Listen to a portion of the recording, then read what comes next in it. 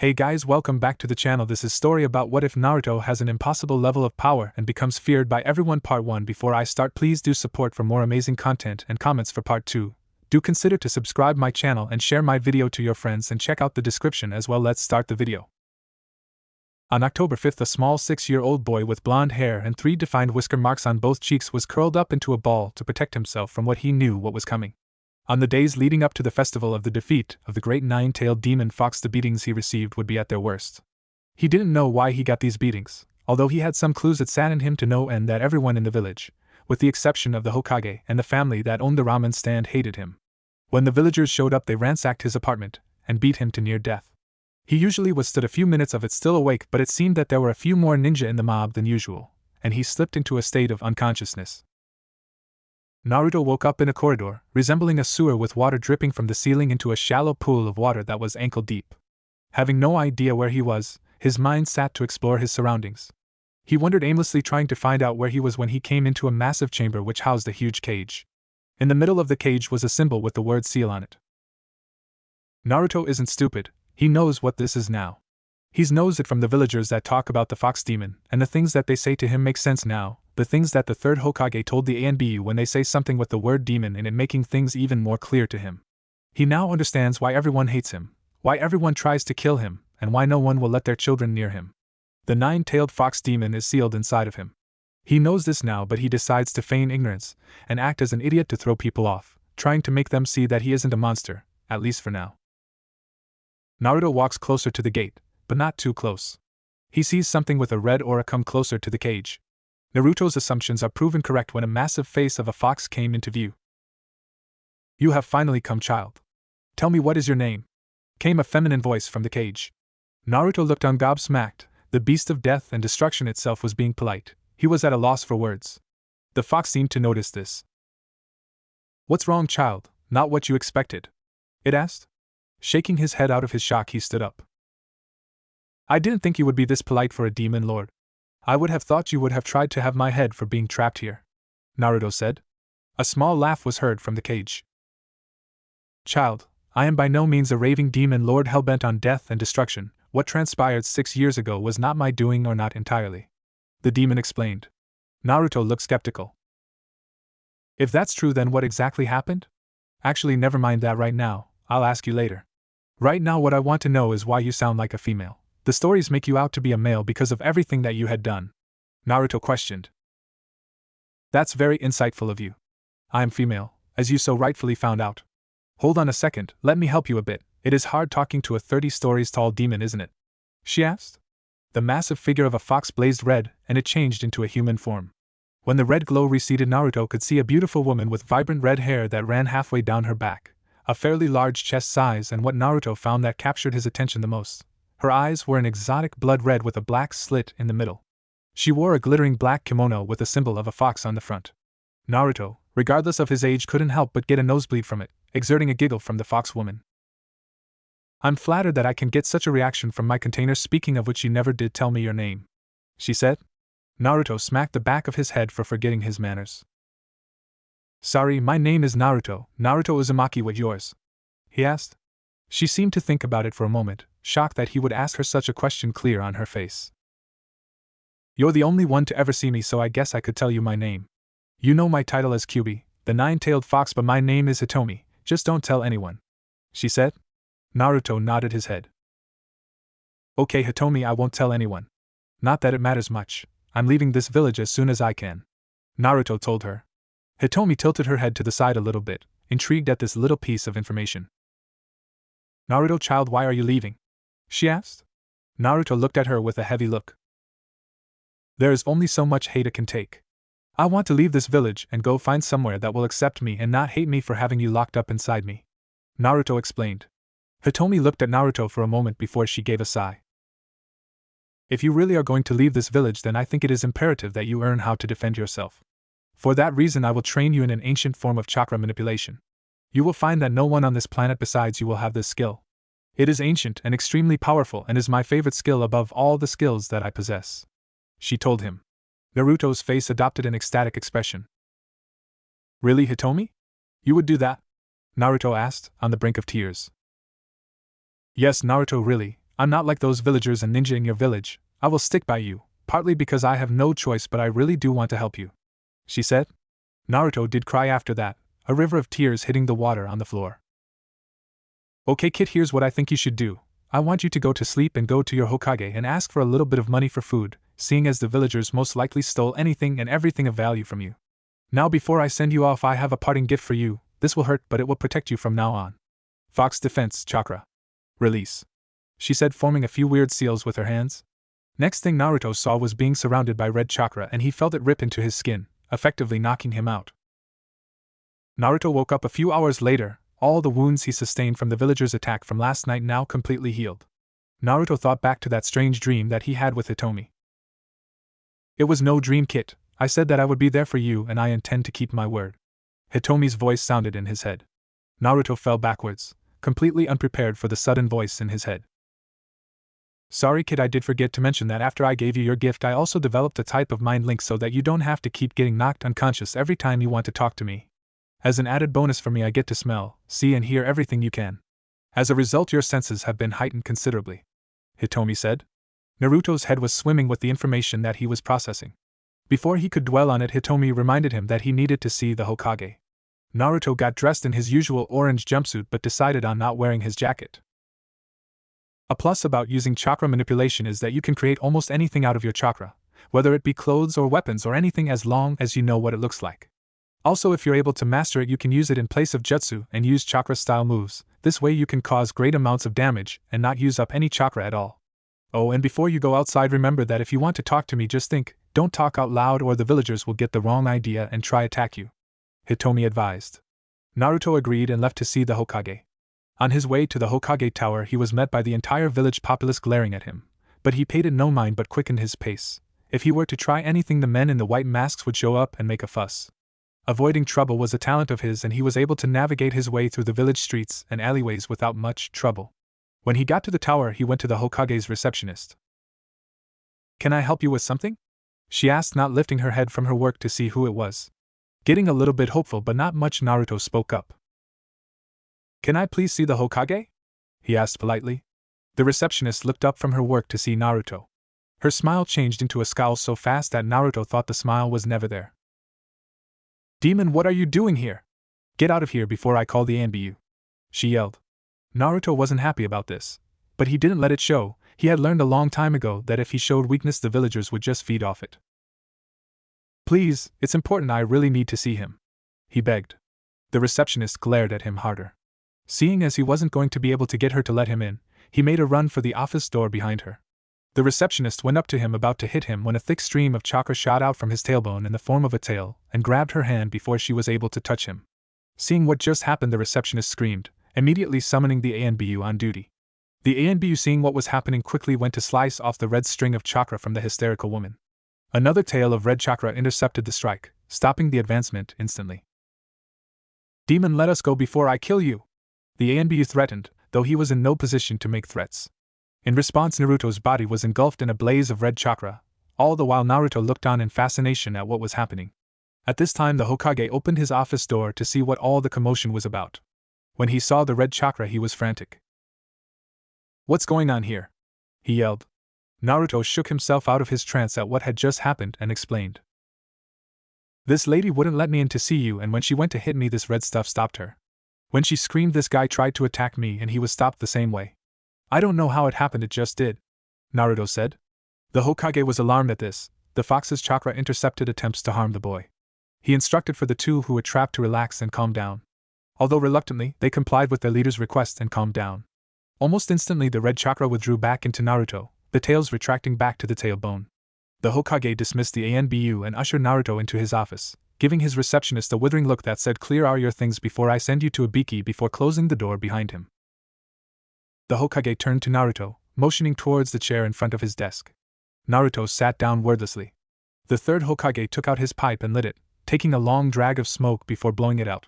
Naruto could tell that the aged Hokage was unsure of how to approach this because he didn't want to mention the fox's presence inside the boy, thinking that Naruto didn't know about it. Naruto was about to start when Hitomi interjected. "Explain to him what happened last night first in order to tell him how you met me," she advised. Mentally nodding, Naruto took in a long breath. Old man, I was attacked last night, he said. The Hokage was at attention at an instant. I was unconscious for most of it. They must have stopped shortly after, believing that I was dead. Before they left my apartment, however, they destroyed everything that I owned. So I need some money, he told the Hokage. The aged man nodded. I'll sort out the money, but can you tell me, do you know what that red stuff was? The third asked. It was Kyuubi's power. When I was knocked unconscious during the attack, I met up with her, Naruto told him. The room became deathly quiet. The only sound coming from the room was the Hokage's pipe hitting the floor with a dull thud. She? The fox's female?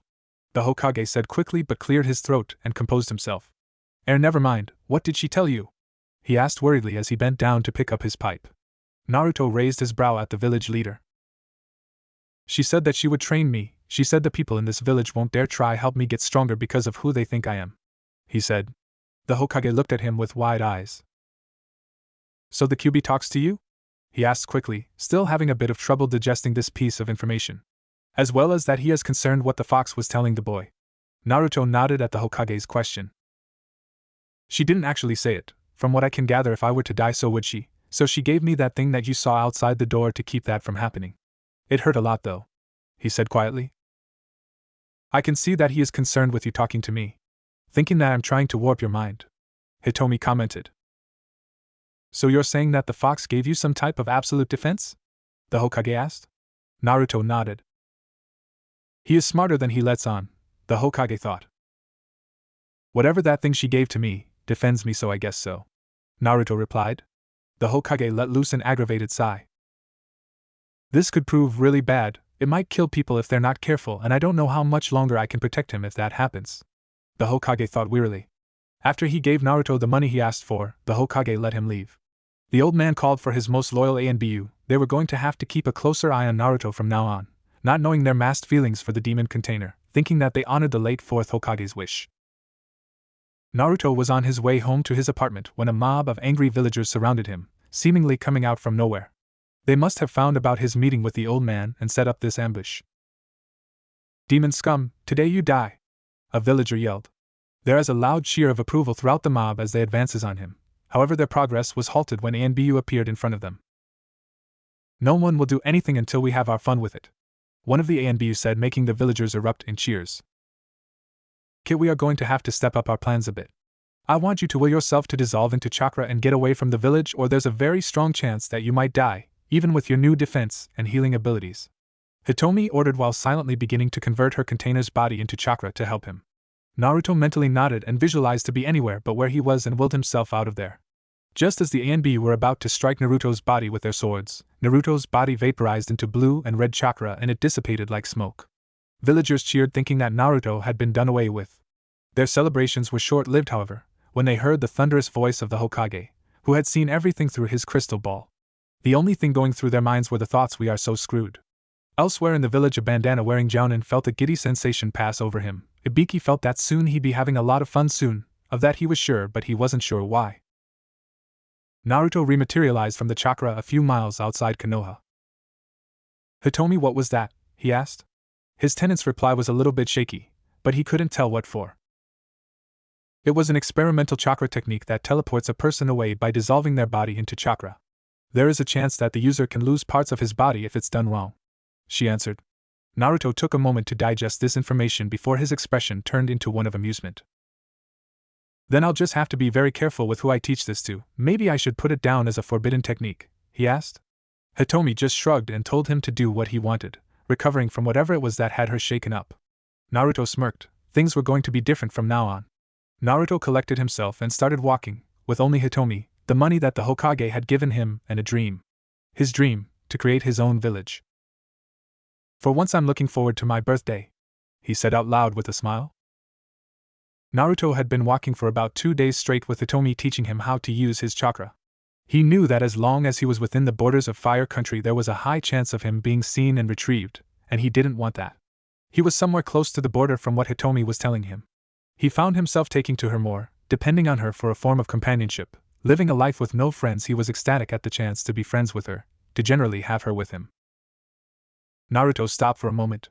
She called out suddenly, making him pause. I think you should change your appearance. These rags don't suit a future Kage. Naruto nodded, with a smile. Remember how I said you could make things from your chakra? I want you to practice forming object in your mind and molding chakra into that form. Keep in mind this requires a lot of patience to do it right, you won't get it right the first time. Practice with it now, she instructed. It took him the better half of a few hours, but Naruto was now sporting a new look. He had donned a black cape with a full black face mask with a symbol for chakra in the forehead. His face was hidden within a black hood, concealing his blonde hair from view. Hitomi commented on his choice of clothing. That look makes you very suspicious and mysterious, a dangerous combination to be sure, she commented. Naruto nodded, a smile sliding onto his masked face. Yeah, it does. I'd rather be pinned for what I wear over the top than for what I am underneath. I can't change that yet, he replied. He continued on his way on the path that leads out of Fire Country and into Wind Country. Having no accurate idea where he was, he asked his traveling partner, "Where is this path taking us? I figure you know more about the outside of the village than I, and I need a place to lie low for a bit. I'm only a kid after all," he asked. Wind Country is in this direction. There is a hidden village in the area that we're heading. I know someone who loves places like this, so I suggest looking for him. I must warn you though, he's a bit insane, she told him. Naruto raised his brow. What do you mean? Naruto asked. He had no problems with meeting new people, but hearing what whoever it was insane made him edgy. He had met people like that before, he'd rather not again. Let's just say that Shikako acts like you did before you left that village, loud and boastful. It was funny because he's the weakest among us tailed beasts, she said with a slight chuckle. Naruto shook his head. I should have known.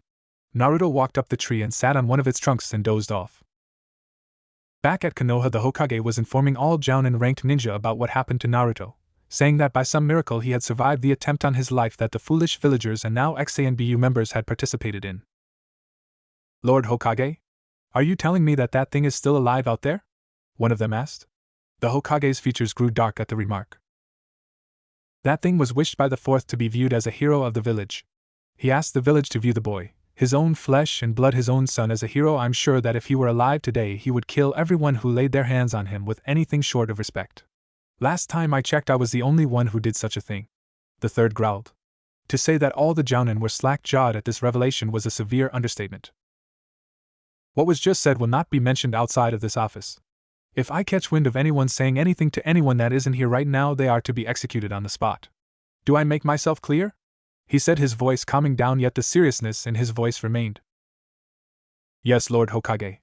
All the Jounin said in unison, still trying to get over the shock of Naruto being the son of the fourth. Now that that is out of the way, I can get to the real reason I summoned you all here. Naruto told me before he fled the village that he was receiving training from the fox. Every time one of you goes on a mission outside the village, be extremely careful. There is no telling what he is capable of with the fox's training. If you see him, try to coax him into coming back. This will be considered an ongoing S-class mission.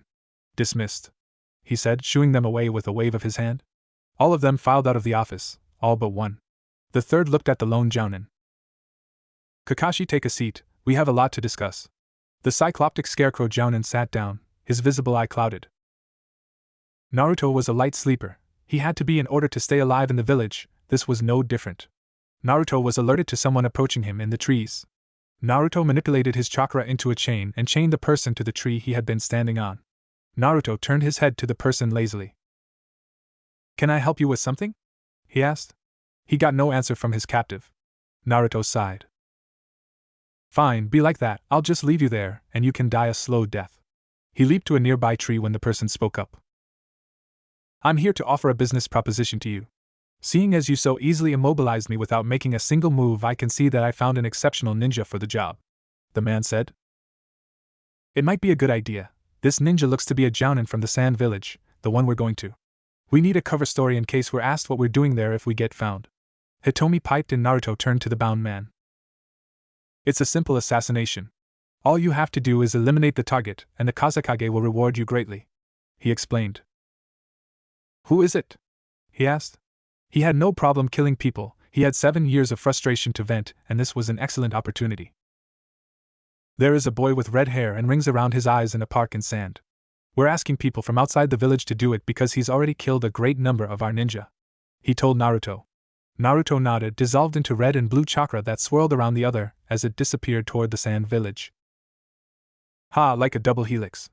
Then he realized that he was still bound to the trees. A loud string of cussing was heard from all the way to the sand village. Naruto rematerialized from the chakra in the area that was described to him. It had been lucky he had Hitomi guide him, otherwise he would have gotten lost, although how she knew her way around was a mystery to him. It was a good thing that guy took you for an actual ninja. Your new outfit does you credit. He didn't even ask who you were but took you at face value because of your appearance. That is a fundamental part of this world, Naruto. Deception is key. Naruto nodded his head in agreement. Naruto observed the area around him. They found a group of kids playing with a ball at a park. The ball got launched into a tree out of reach of all of the kids. The boy that Naruto was told about had used sand to dislodge the ball from the branches. When he offered the ball back to the other kids, they screamed and ran off. Naruto didn't know what to make of this, however Hitomi had realized what had happened. Kid, that boy has the power of Shikaku. That raccoon dog must be contained within the boy, and from the looks of things he's very unstable. That is who I was talking about before. You should befriend this boy, he could help you and you him. I know that you were told to eliminate this kid, but I think it would be better to let him come with us. From what we just saw, he is feared to the point where the Kage of this village is hiring outside ninja to kill him. Naruto nodded at Hitomi's wise words. He walked up to the boy who had a miserable expression on his face. Hey kid, what's your name? He asked. The boy was startled at his voice and sand shot out at Naruto. Red chakra surrounded Naruto, 3 tails of chakra sprung from his backside battering the sand away. The redhead looked frightened, obviously he hadn't been expected that to happen. Come on kid, I'm not going to hurt you, what's your name? He asked again. The redhead was reluctant but took his time, still scared out of his mind. No one had ever gotten through the sand's attempts to attack them. Gaara, my name is Gaara, he said, his voice quivering with fear. It's nice to meet you, Gaara. My name is Naruto. He introduced himself. Gaara had obviously gained a little bit of confidence because he stood up straighter as he nodded, and Naruto mused that it was the first time people hadn't run away from him or acted in a friendly manner towards him without fear. Gaara, why is it that people are scared of you? Naruto asked. Even though he knew the answer, he wanted to see if Gaara knew of Shikaku's presence within his body. Gaara immediately seized up, the sand on the ground jumping up around him, proving his agitated state. It's the sand. People can't get close to me in fear that the sand will devour them. The sand talks to me, tells me things, tries to make me do things, wants me to kill people, he said, his voice becoming more of a whisper as he went. Kid, tell him to go to sleep so that coward will come out. I will need to talk to him, but I need control of your body, or a moment. I can't stay in control for very long because of the seal, so best make this a quick talk. Maybe you should knock him out instead, but do it subtlety. If he knows you did it, he won't trust you at all. Naruto looked a little bit worried but complied with her request. He sent a rush of chakra at Gaara, bypassing Gaara's sand defense and smacking Gaara in the head. Gaara's body went limp and sand started whirling around him, forming a warped figure. Eventually Gaara's whole body was consumed by sand and it started to grow in size. Hitomi, who had control of Naruto's body, had engulfed the body in her demon chakra and surrounded Gaara's possessed body with it, stopping its growth. Shikaku, stop this at once. Don't make me have to pull out your tail. I, the 9 tails, demand you stop this instant. The sand form of Gaara stared in fear at Hitomi, Naruto's eyes a crimson blood red as a result of her chakra. The Gaara-possessed figure stood stock still, the star pupil shrinking in fear. Kyuubi! What the hell are you doing here? He yelped in surprise and fright. Hitomi glowered at him. I'm here for your container. I and my container recognize that because of you, your container will soon lose whatever humanity he's got before he becomes a psychopath bent on killing others for a living. That is, unless you stop your attempts of trying to get free when he falls asleep. You will stop trying to control this boy and escape. Do I make myself clear? The seriousness of her voice was so intense that it made Shikaku flinch. The sand demon nodded rapidly. I won't ever possess his body again unless he's in danger of dying. I swear on my tail, he said quickly. Kyuubi nodded and withdrew her chakra, returning to her cage and giving Naruto control of his body. Gaara, who was no longer being possessed by his demon, was going through a similar change, his transformed body turning back to normal, the sand dropping to the ground. Gaara looked at Naruto with wide eyes. What did you do? I don't feel the presence of the sand talking to me, telling me things, Gaara said in disbelief. Naruto smiled a small smile. You don't have to live in fear of being controlled again. The demon has been dealt with in a way. However, I want to test something. He summoned a rock from the ground with a bit of chakra and tossed it at Gaara. Like last time, sand intercepted the rock, batting it away harmlessly. Naruto nodded, and then his face morphed into a serious expression. Gaara, I won't lie to you, a ninja from this village asked me to kill you.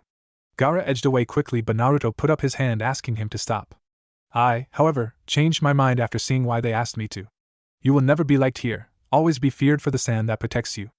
I want you to consider coming with me, traveling the world and eventually creating a village where people like us aren't hated and feared.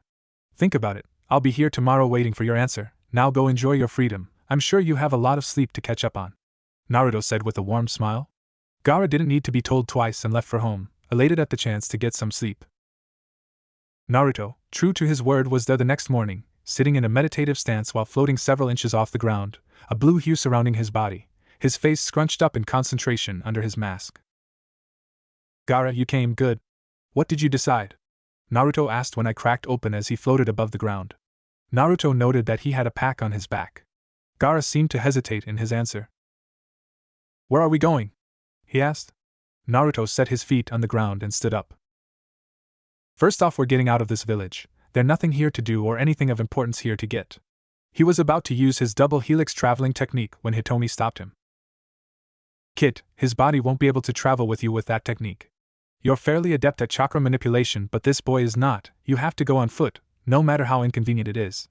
Naruto nodded his head, although reluctantly. There's been a slight change of plans. We're going to have to go on foot seeing as you're not capable of traveling with me yet. When we get out of here, I promise I'll train you to be able to as well. Now, since you've lived in this village, could you lead the way out of here? He asked. Gaara was about to start walking when sand sprang from the ground to deflect some incoming projectiles, Naruto's red chakra doing the same. Naruto glared at the place where the thrown shuriken had come from. What are you doing here? You're not authorized to be here. An of the ninja shouted. Naruto turned his masked face to the sand ninja. That's okay, we were just leaving, come on Gaara. The red-haired boy went behind Naruto, and they walked a couple of steps when the sand ninja advanced on them. You're associating with that monster? Said the leader, giving a silent order to surround both demon containers. Let me leave with Gaara in peace. I don't want to have to kill you. I'm taking him away from your village, isn't that enough? Naruto asked calmly, unnerving some of the sand ninja. The leader, however, wasn't fazed. You snot-nosed brat, I was going to let you live, but you just changed my mind.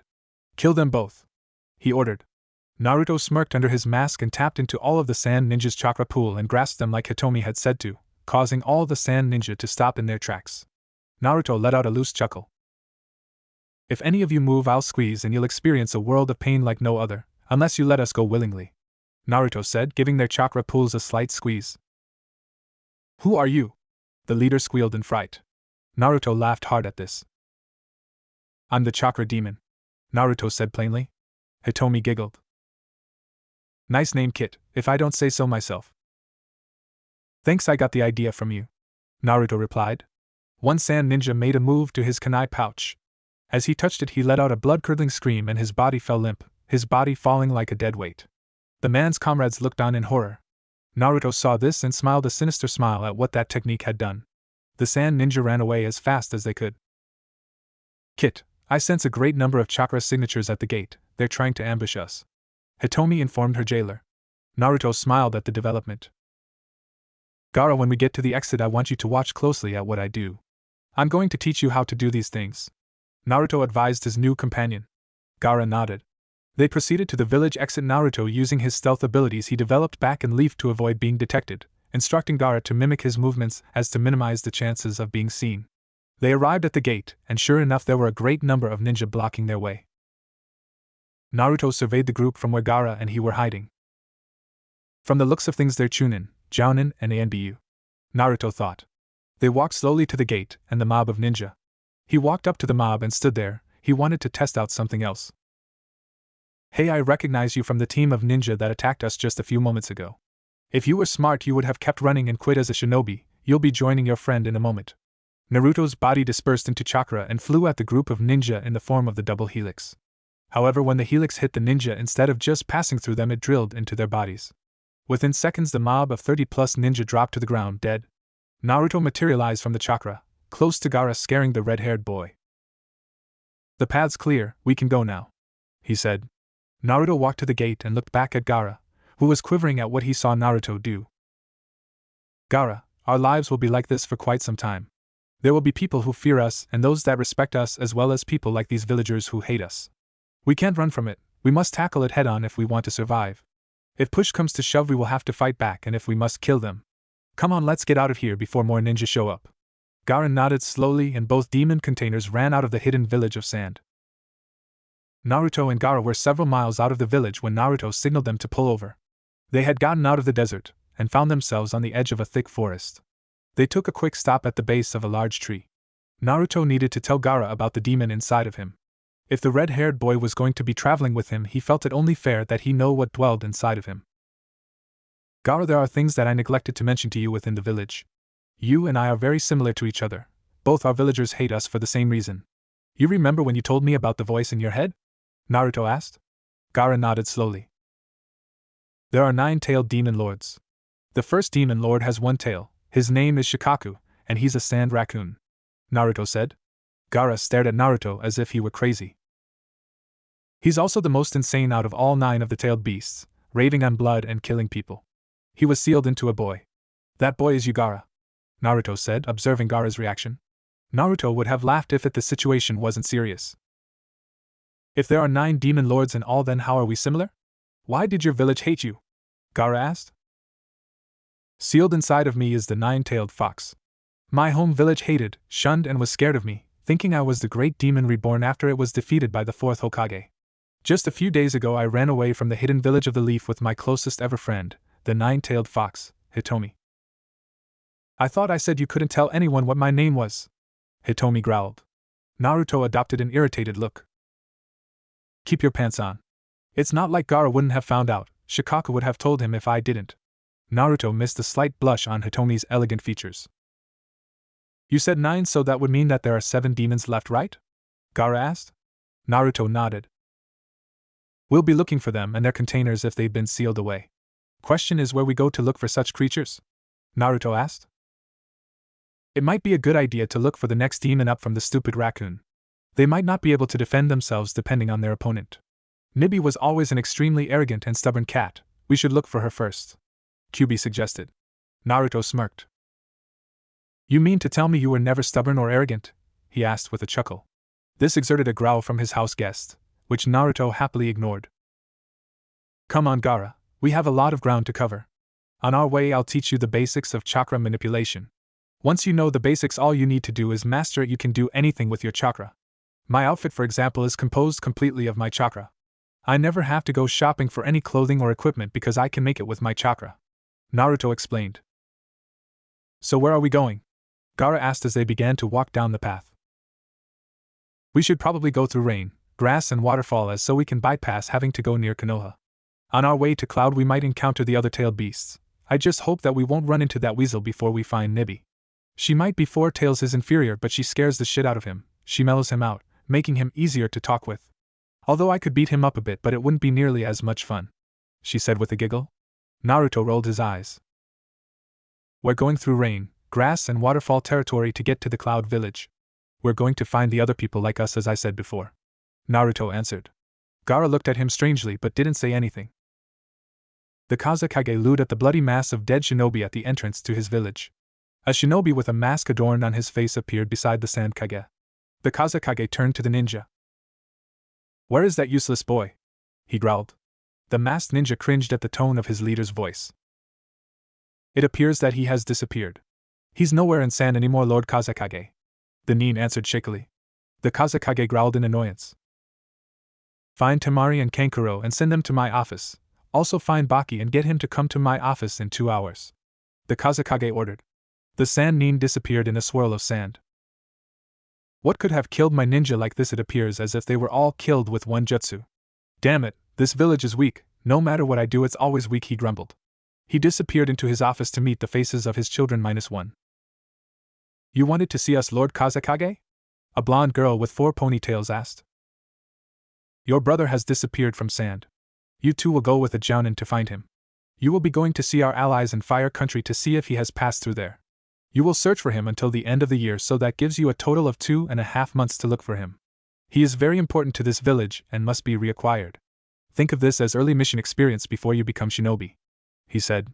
The 2 kids nodded and accepted their task before quickly leaving the office to leave the Kazekage with his thoughts. Naruto and Gaara had been traveling towards rain for a few hours. Naruto, Gaara called. Naruto stopped and looked back at Gaara, who was trailing him by a good few meters. Gaara's face was red and sweaty. You might want to consider slowing down just a little bit, or even stopping. He looks like he's about to pass out, Hitomi advised. Naruto smiled slightly even though he knew Gaara wasn't used to walking so much he was giving it all he had to keep up with him. You're not used to the traveling life yet, you will be just give it a couple of days and you'll feel less tired. While we rest I can teach you the basics to manipulation of chakra. This is something I wish for the village I wish to create take up as a basic taijutsu style, Naruto said as he sat on a tree trunk. You know what chakra is, don't you? Naruto asked. He explained and demonstrated how to do it. Gaara picked up surprisingly quickly and Naruto praised him for his progress. They were about to set out again when Naruto's heightened sense of smell caught the scent of someone who had been watching his teaching Gaara of chakra manipulation. Naruto's body dissolved into wisps of chakra, shocking Gaara and the onlooker. Said onlooker found himself bound to a tree seconds later. Enjoying yourself? Naruto sneered. Naruto noted that the watcher was a rain nin, so he was probably on board a patrol. The rain nin struggled with his bonds, attempting to flee the area but to no avail. You're a ninja? You don't look like much, but I know from experience that appearances can be misleading. Chakra rupture. Naruto's hand glowed a faint red and rammed it into the rain nin's shoulder, exerting a holler of pain. I didn't say that I was going to teach you now, did I? And no matter, you can be my new guinea pig for a new technique. Chakra style, memory wipe. Naruto's finger glowed a faint white, and he touched the rain nin on the forehead. Rain nin's body went limp. Bugger, I guess it was too much power, his mind's gone blank, literally. Naruto said, surprised. Maybe you can use that to your advantage. If you fight someone who has good skill and power, you could reprogram them into ninja loyal to you alone, Hitomi voiced. Naruto considered it. What would I ever do without you? He said with a smile. You would die. If there was any way for me to be removed from your body, the extraction of chakra from your body would kill you because you are linked with me. Your body runs on less than 0.5% of my chakra, constantly. If I were to leave you completely, not even I wouldn't survive the separation, Hitomi told him. Naruto was astounded, he never knew that. So that means that we're going to be together for the rest of our natural life? He asked. No, kid, not natural life.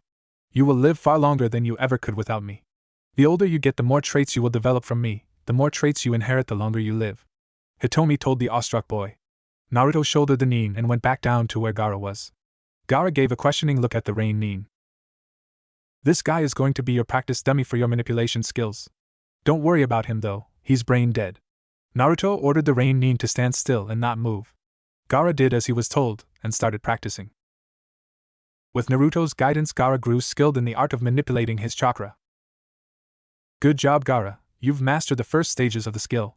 However, to use these abilities properly, you need large reserves of chakra. The more chakra you have at your disposal, the more damage you can inflict. For this purpose, I've developed a sealing technique. It's really simple, all it does is stores all your excess chakra while your body creates chakra to replace it. This helps when you're in a hard spot with dwindling chakra stores. Naruto explained. Gaara accepted the seal and slumped down to the ground, his body not used to having its chakra sapped like that. Naruto molded chakra into a ball and bore a hole in a massive tree. Satisfied with the makeshift shelter, Naruto set Gaara down inside it. Naruto sat around the entrance of the tree/cave a bit before and left, instructing the rain nin to guard the area. Hitomi, what's wrong? You seem distressed about something, Naruto asked. Hitomi had been agitated about something and Naruto wanted to know what. I sensed one like me in the not too far off area. I wouldn't be bothered by this except that dog is frightened of something. It takes something of immense power to scare us tail beasts. We have to investigate, we have to find out what's scaring Gobi, even though I don't like him very much. Naruto didn't miss her muttering the words damn pervert. Naruto vaporized into chakra and headed toward where Hitomi said she felt Gobi, the five-tailed dog's presence. Naruto materialized in the air, using his chakra to grasp the particles in the air so he looked like he was flying. Naruto was greeted by the sight of a giant-sized dog with 5 tails swinging madly in an intended direction. Naruto flew for a closer look to find that a man was evading Gobi's tails. He also noted 2 others were standing idly by as this was happening. Kit, this is bad. From the looks of things, Gobi's running out of energy. Immobilize that disgrace of a human, and watch out for the watching one, Hitomi ordered. Hearing her in this state of alarm, Naruto acted immediately. Not wanting to play around, Naruto proceeded with one of his C-list jutsu. Chakra style, great explosion, Naruto called. The ninja that was playing jump rope with Gobi's tails blew up, sending wooden debris everywhere. One of the two figures that had been watching had body flickered to where Naruto was and went to hit him. A tail of red chakra ensnared the mysterious ninja's arm. "You destroyed my puppet!" he yelled. "A puppet user? Isn't that interesting? Who are you and what do you want with Gobi?" Naruto asked calmly. The puppet user smirked, but the red tail of chakra gripped his arm tighter, making his smirk turn into an angry scowl, yet didn't say anything. "Do you know how it feels to blow up from the inside?" Naruto asked. The ninja, who Naruto saw wore a scratch sand ninja headband, gave him a look that answered his question. "No." "Thought so. Here's what we're going to do. We're going to play a game of 20 questions. You answer what I want to know or you lose a limb. Although that really only makes this a game of 14 questions, or however much pain I decide to put you through." While Naruto was talking, the missing nin was trying in vain to dislodge his arm from the grip of the red chakra. Question 1. "Who are you?" Naruto asked, his masked face scaring the captured nin. The said nin looked around him. He found that Gobi had vanished, as had his partner. He felt the grip of the red chakra rip off his hand. He screamed and shakily turned his gaze to Naruto's masked face. "Sasori, my name is Sasori of the Red Sand," he whimpered. Question 2. "What did you want with Gobi?" Naruto asked, his voice devoid of emotion. "Go to hell." Naruto increased the pressure to his captor's arm, his arm blowing off at the elbow. "Akatsuki. I was going to capture the demon for the organization Akatsuki," Sasori said quickly. 3. "What is this organization?"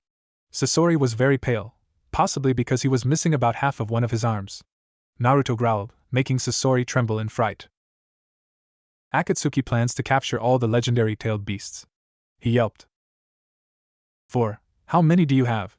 Naruto's voice promised great pain if he didn't answer. "We've only just gone out on our assignments in two-man teams.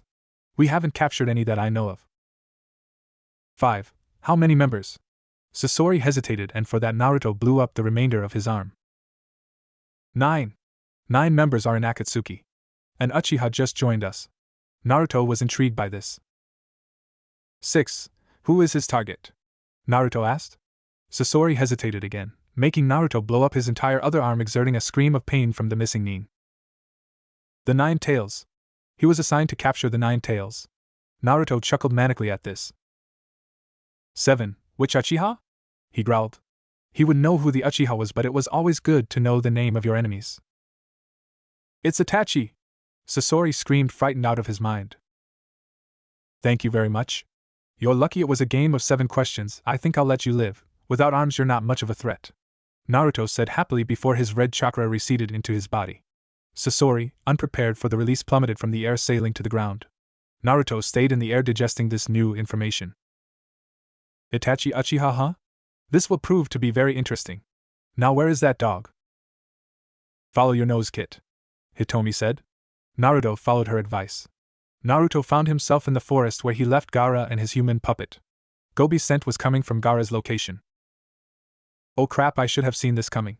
Some of us tailed beasts didn't get along well with each other. 2 of which were Shikaku and Gobi. As for the reason, I have no idea, but you might want to stop Gobi before he does something bad to Shikaku's vessel," Hitomi warned. Naruto leapt in Gaara's direction, using his double helix technique to bore through the trees to hasten his arrival.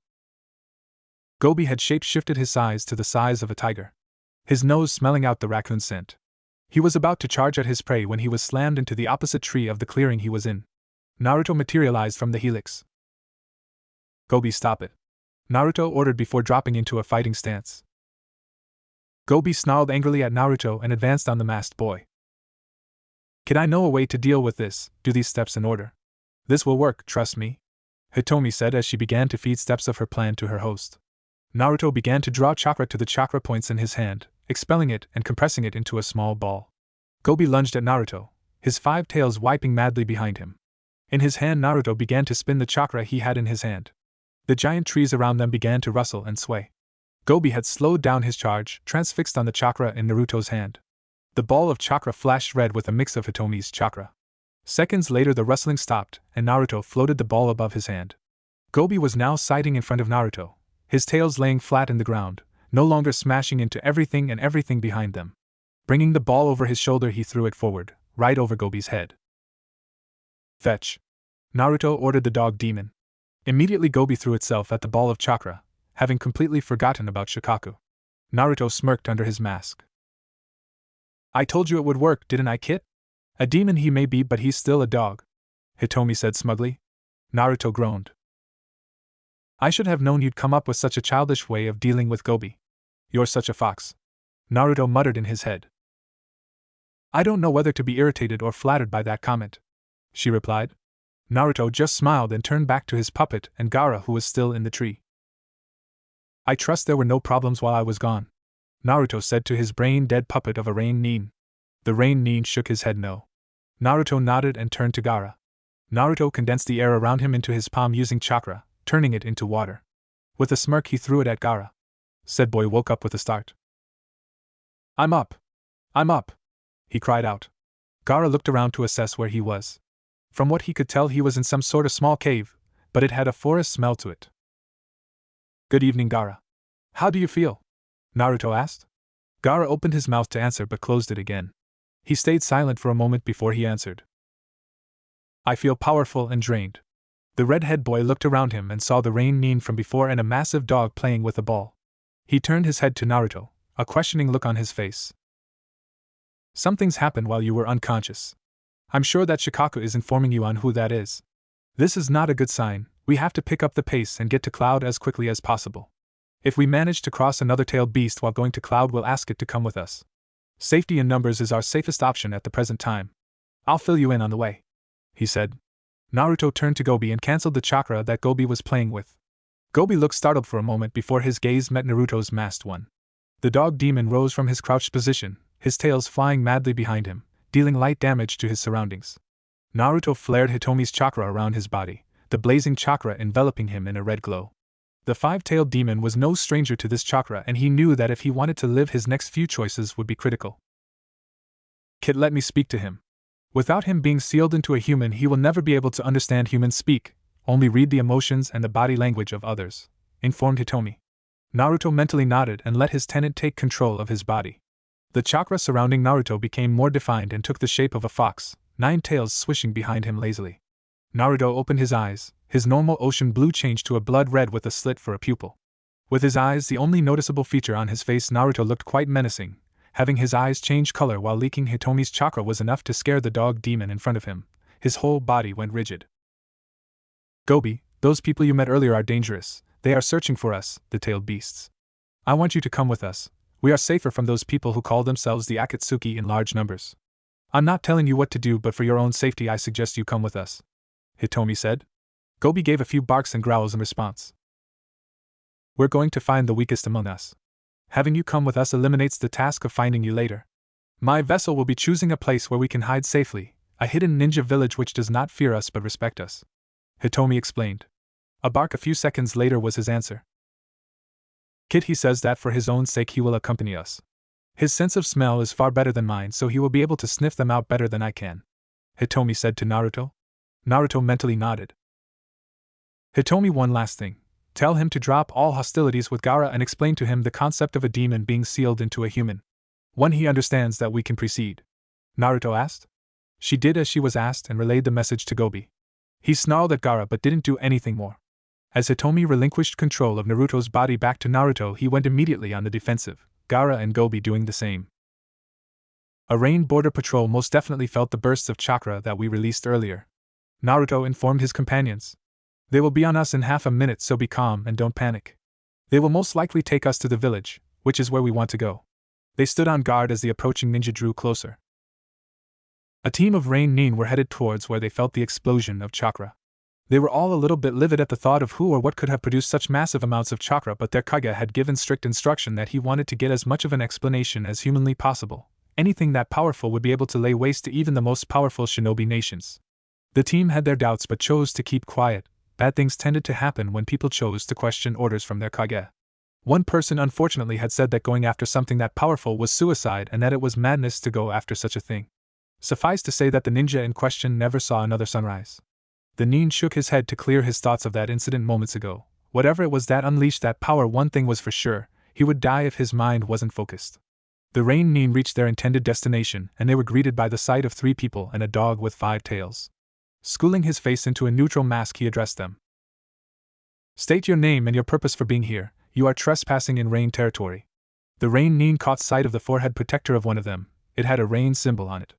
The masked person of the group saw what he was looking at and cleared his throat to gain everyone's attention. "This kind man here is escorting us to the village. We have business with your kage," he said. The rain Nin noted from the voice that the masked one was fairly young, which sent a chill down his spine. If this kid was able to dish out power like that at such a young age, Kami knows how strong he'll be when he gets older. "Very well, follow us.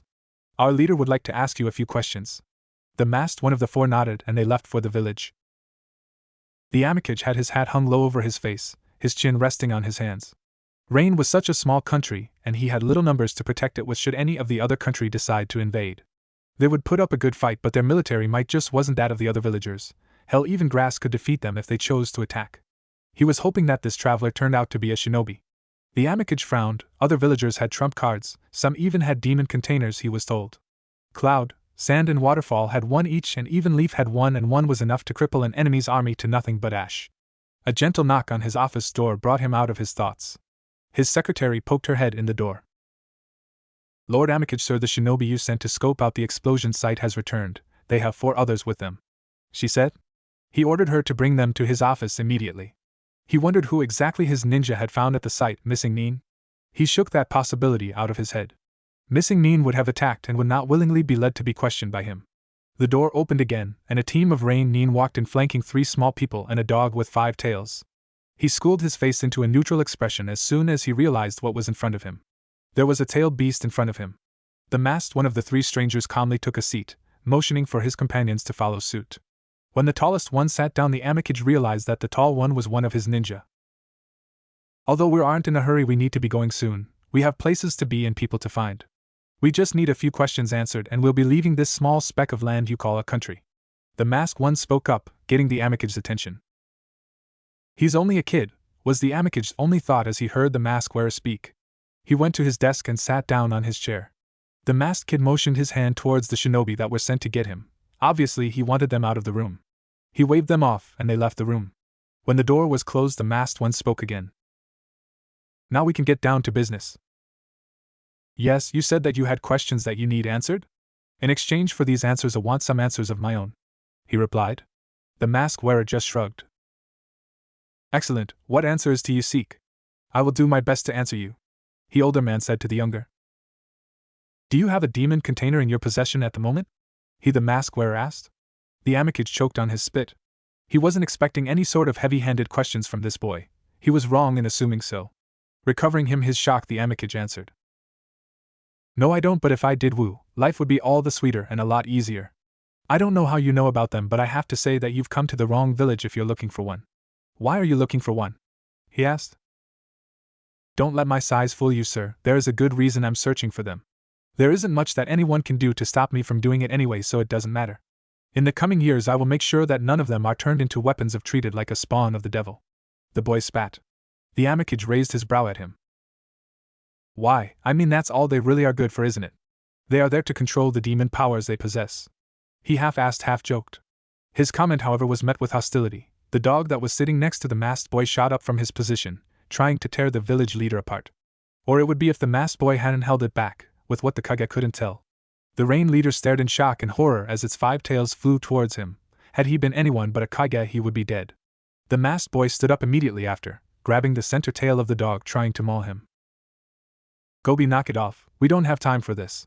It seems we've overstayed our welcome, let's go." He gave the dog's center tail a quick yank, exerting a whimper from the wolf-sized dog. All 3 people who were seated stood up and went for the door, but were cut off when the Amikage summoned guards to block their path. "I'm afraid I can't let you do that. It's not often a tailed beast comes waltzing into my village. I'll be taking it off your hands if you don't mind," said the rain leader, his voice leaving no room for argument. "Boys, it seems that they've blocked off the exit. Let's make a new one," he said, extending his arm with his hand outstretched. It flashed blue and the wall in front of him blew forward like a freak wind had come in and blown it off. The redhead turned his head to the rain shinobi and spoke for the first time. "I'd advise you not to come after us. There is no telling what my leader will do if you follow." The masked and the red-headed boy and Gobi vanished in a blue vapor out the hole in the wall. A split second after, the Amikage ordered all the shinobi in the area after the demon dog, but were unprepared for the shinobi that accompanied the masked boy to explode, raking with him a few of the men close to him. In the streets of the village of Rain, a mini tornado picked up, depositing 3 bodies which landed on their feet. Looks like it's going to be a lot harder to get out of here than I thought. I didn't think he would be that stupid, but he proved me wrong. I smell ninja coming toward us. We have to hurry if we want to refrain from hurting anyone. Yet if worst comes to worst, I will make an example of those that go against me when it comes to people like us," he said. Naruto turned a corner, and red chakra leapt off his body, incinerating a shuriken aimed at him. He looked beside him to see Gaara with a wall of sand erected in front of him, kunai and shuriken embedded in them. On his other side, Naruto noticed Gobi was snarling at some Rain civilians, his gaze lit up with killer intent. Naruto was entranced at what he saw. Gobi had killed someone with nothing less than a look. "Why don't you try it, kid? I'm not sure just how wide your chakra can expand or how many people you can ensnare in a mass murder technique I want to teach you, so you need everything can think of to get out of this alive. Once I'm done making the proper altercations to your body from in here, you won't need to worry about something like that. Now back to the present situation. To do that stare of death technique, all you have to do is apply so much killing intent solely to your eyes that those stupid enough to look will die of fright. It's extremely effective when you're low on chakra, but soon you won't have to worry about that. Now get out of this small cesspool of a village," Hitomi said. Naruto heard her lay herself on the ground of her cell and go to sleep. A thought came to him. He needed to change her accommodation. A cell simply wasn't going to do. Naruto was snapped out of his reverie by Gobi nudging his leg with his head. Naruto looked around him. He noticed that Gobi, Gaara and himself were surrounded by the native village's shinobi. He cursed inwardly. I wish I knew that mass-killing technique Hitomi was talking about. He heard his tenant mumble something before he felt a sudden sting in the back of his head. He felt himself gather some chakra in his hand. He held his hand up in the air and strings of chakra shot from his now glowing fist, the strings attaching themselves to the surrounding shinobi, all save one. He let loose a stream of demonic chakra through all the strands of chakra. A split second later, the air was filled with screams of horrific pain before they were silenced, their bodies deteriorating into the air. Civilians and low-rank shinobi a bit further off witnessed something they had never seen before: rain, yet this rain wasn't in drops. It was in a vapor, red vapor. The remaining Rain Nin looked at Naruto's masked face, his face completely white, his body shaking with horror. Naruto turned to the lone Nin, making the said him shit himself. I left you alive so you can tell everyone what you saw here, a 7-year-old boy who made the sky rain red. Remember my name, I am the master of chakra, the chakra demon. Naruto's body started to blow away at his feet like smoke. Oh, and when your Kage finally gets here, tell him that he brought this upon himself. Gobi, Gaara, we're leaving the Red Rain village, Naruto said as his body and those of Gobi and Gaara disappeared into smoke and disappearing into the wind. The survivor of the Red Rain incident fainted seconds after, just as the Amikage came into the area. The survivor woke up with a scream and he looked around frantically the room to find out where he was. The door to the room burst open, people in medic uniforms coming up to the screaming Nin. They tried to stop his screaming, but they were failing miserably, and after a minute of trying to calm the man down, they sedated him with a sedative. His screams became quieter until they stopped altogether. Again the doors burst open, revealing a irked Amikage. Ah, the survivor has finally awoken. Now I can finally get some bloody answers, the village leader growled. At the mention of blood, the bedridden Nin involuntarily shit himself, his body quivering. The medics were going to help him, but the Kage's words stopped them. What the hell is wrong with you? He shouted. What the hell happened there? The traumatized Nin's memory flashed to the boy's last words. That BB boy. He killed everyone. Their W was and nothing left of them, just red, he said shakily. How the hell is that possible? Who the hell was he? The Kage yelled. Hes said that his end name was the chakra demon. He stuck his hand up in the air and strands of chakra attached themselves to everyone. A second later we were gone, nothing was left except red. After calling to his companions, they disappeared as if they were made of smoke. He said, his voice still shaky. Did he say who the redhead was? The Rain leader asked. The name Gaara. The mental trauma being too much for him, he passed out again. The Amikage had a thoughtful look on his face at the mention of that name, but his thoughts were disturbed when a Nin poked his head in the door. Lord Amikage, there's 3 representatives that are asking for an audience with you. They're from Sand. They're waiting for you at your office, and we will your wall repaired in a few days. And the red area that the incident occurred still hasn't dispersed yet, it's spread itself out, he said before leaving. It took the Rain Kage a moment to register what he had heard. He headed to the door and cast a look at the bedridden shinobi behind him. That man's brain is too unstable from the experience he had with the chakra demon. His ninja career is over. As he left the room, his thoughts traveled back to the 3 Sand Nin waiting for him. Oh crap, what the hell am I going to tell them if they ask about the Kazekage's son? was his only thought as he left the hospital and in the direction of his office. Kage rarely go out of their villages, and the rare exceptions are the times when ninja selection exams are hosted on different countries, other reason being alliance talks and diplomatic missions. The reinstated third Hokage of the village hidden in the leaves was on his way to Sand for a meeting that the Kazekage had requested. The aged Hokage was actually thankful that there was something that pulled him away from the village that he led, for today was the celebration of the nine-tailed fox's defeat by his successor the fourth Hokage, and the celebration would be even bigger with Naruto's sudden disappearance. Thinking about the boy made a tear leak from the 3Rd's eye. He had failed his successor's last wish, for the boy to be seen as a hero. His mind brought him back to the speech he had given the whole village after the meeting he had with his shinobi. He realized his mistake when news of Naruto's disappearance spread around the village like wildfire. There had been a massive celebration hours after the meeting. When someone had foolishly invited the third to the said celebration, she ended on the floor in a pool of red liquid. He reached Sand to find it strangely less populated, even less than usual. A civilian with a sword in his hands approached the third fire shadow of the leaf slowly. The sight astounded the Hokage. "State your business here in Sand," the man said. It took a moment for the third to gather all his thoughts. "I'm the Hokage of the Leaf Village. I'm here for a meeting with the Kazekage," the goateed man replied. The sword wielder accepted the answer and waved someone from a far distance over to his location. The Hokage noted that this man looked to be another civilian. "Please follow me, Lord Kazekage is expecting you." The Hokage was led to the Kazekage's office, and the two greeted each other. Half an hour into their meeting, the third asked the Sand Kage something that had been bothering him. "Pray tell me, what happened to most of your shinobi?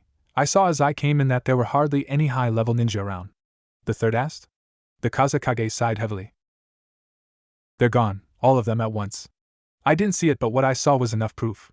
They were all killed at the same time with one attack. The person responsible has taken Gaara with him. He was our ultimate backup plan, and now he's gone. I had some citizens come to me and say that they saw Gaara going with someone in a dark robe with a black mask on his face with a red symbol of two spirals intertwined on his forehead," said the Sand leader. The Hokage was about to respond but was frozen to the spot when a massive explosion of power was felt. It was so massive that possibly everyone in the elemental countries felt it. The Hokage, however, felt something else within the explosion. The nature of the chakra wasn't human. He had felt this type of chakra only once before 7 years ago. Both Kage looked at each other, before lowering the heads in failure. Rain/grass border. Naruto was in incredible pain. It was so intense that he just wanted to die, but Hitomi was insistent that the pain was a good thing. "I'm using all my excess chakra to change the nature of your body's cells into a type of living chakra.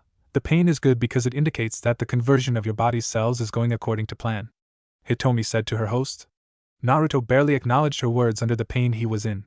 He had instructed Gaara to construct a sand dome over himself and Gobi to protect them from any ill effects that might happen during his transformation. Hitomi had said that the changes would be quite explosive and perhaps deadly to others unless they were shielded. After 10 minutes, Naruto finally felt the pain go away. Just as he felt the last of the pain disappear, he felt a power build up in his body, and it unleashed itself, blowing his body up into blue vapor. The vapor collected itself again and formed a human shape. The shape lost the blue hue and clothes became visible again. Naruto sat on the ground, panting hard.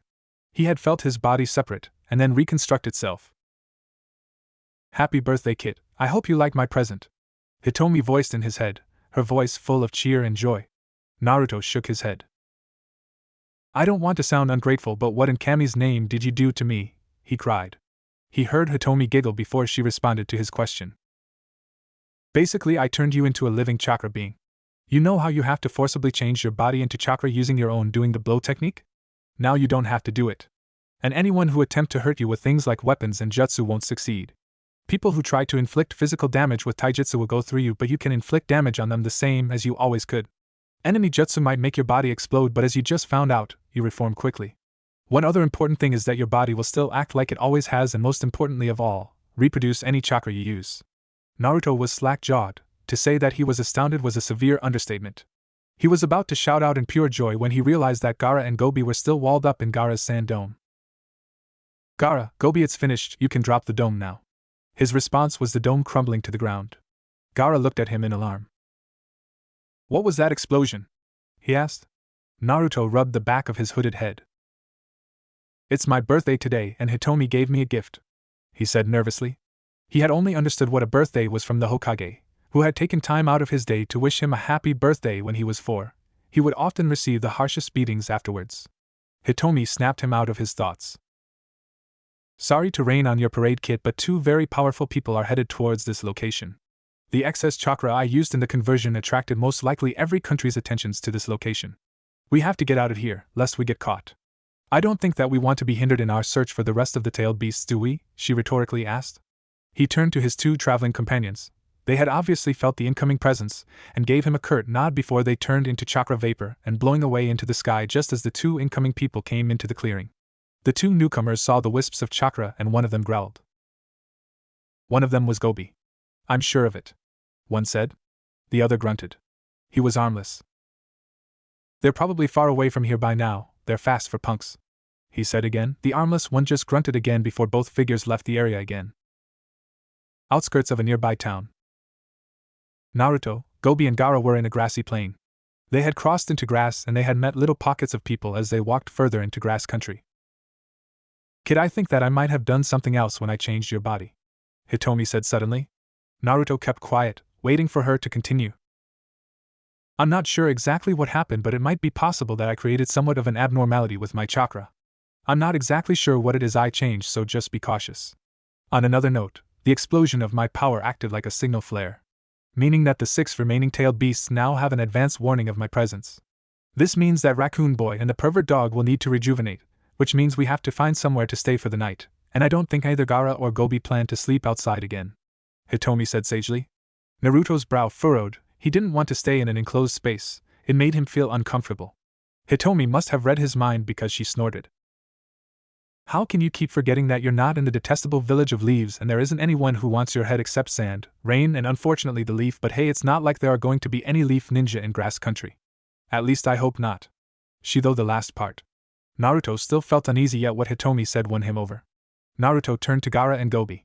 He knew that the elemental counties knew of the tailed beasts, and that at least someone would recognize Gaara as the Kazekage's son. Guys, I don't think that it would be wise for you if you were to come with me to grass. Everybody will be able to identify you guys, Gobi, with the aura you generate, and Gaara, you're known by most if not all the shinobi countries as the Kazekage's son, and I don't want to have a repeat of what happened in Rain. You guys understand, right? I am the most powerful and I want to make sure that you guys are safe. That is why I'm going to ask you two to stay here and out of sight. Gaara's eyes widened in shock and Gobi went rigid. Gobi still isn't recovered from his encounter with the Akatsuki, and the last thing we need is more attention drawn to us, especially at a time when neither of you are in any reasonable condition to defend yourselves. Look after yourselves while I'm gone, I shouldn't take too long. Naruto turned from the two in front of him, and his body started to blow away with the silent wind. His last words reached their ears before he blew away completely. Gaara, get the raccoon to teach you to understand demon speak. If we don't, then we're going to be hard-pressed to communicate with the others when we find them. Then he was gone. Gaara let out a small laugh at what he heard next. It's not fair. She always says that. Don't I deserve any respect? Just because I'm the weakest of the tailed beasts doesn't make me a pushover, Shikaka cried out. He sulked for a few more minutes before he stopped suddenly. Gaara sensed that there was something unsettling his tenant and asked it what was going on. It was Gobi that answered him, drawing an arrow pointed in the direction they came in.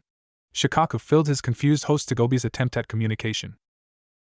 There are people headed in this direction. Gaara was about to ask what the big deal was when the sand incarnation cut him off. They're not coming in this general direction, kid. They're coming towards us to our exact location. We have what power we have suppressed as much as we can, so how could they find us? He trailed off. Gaara supposed that he was sitting in a thinking pose while he was doing this, as if to bolster his intellect. He almost fell flat on his back when the sand demon's voice rang in his head. Kid, we have to get out of here quickly. Looks like your father isn't letting you go as easily as we had hoped. I sense a Jounin level chakra signature as well as 2 other smaller chakra blips. Gaara bit his lip. Naruto told us to stay here. What will he do when he comes back here and finds the trance of us? Gaara questioned. He heard his demon heave a sigh. I'm not usually the one who incurs Hitomi's wrath, but we are supposed to remain inconspicuous to everyone, remember? As long as we remain like that, then we have nothing to worry about. Hitomi and Naruto will both understand when they find us. Gaara was unable to respond.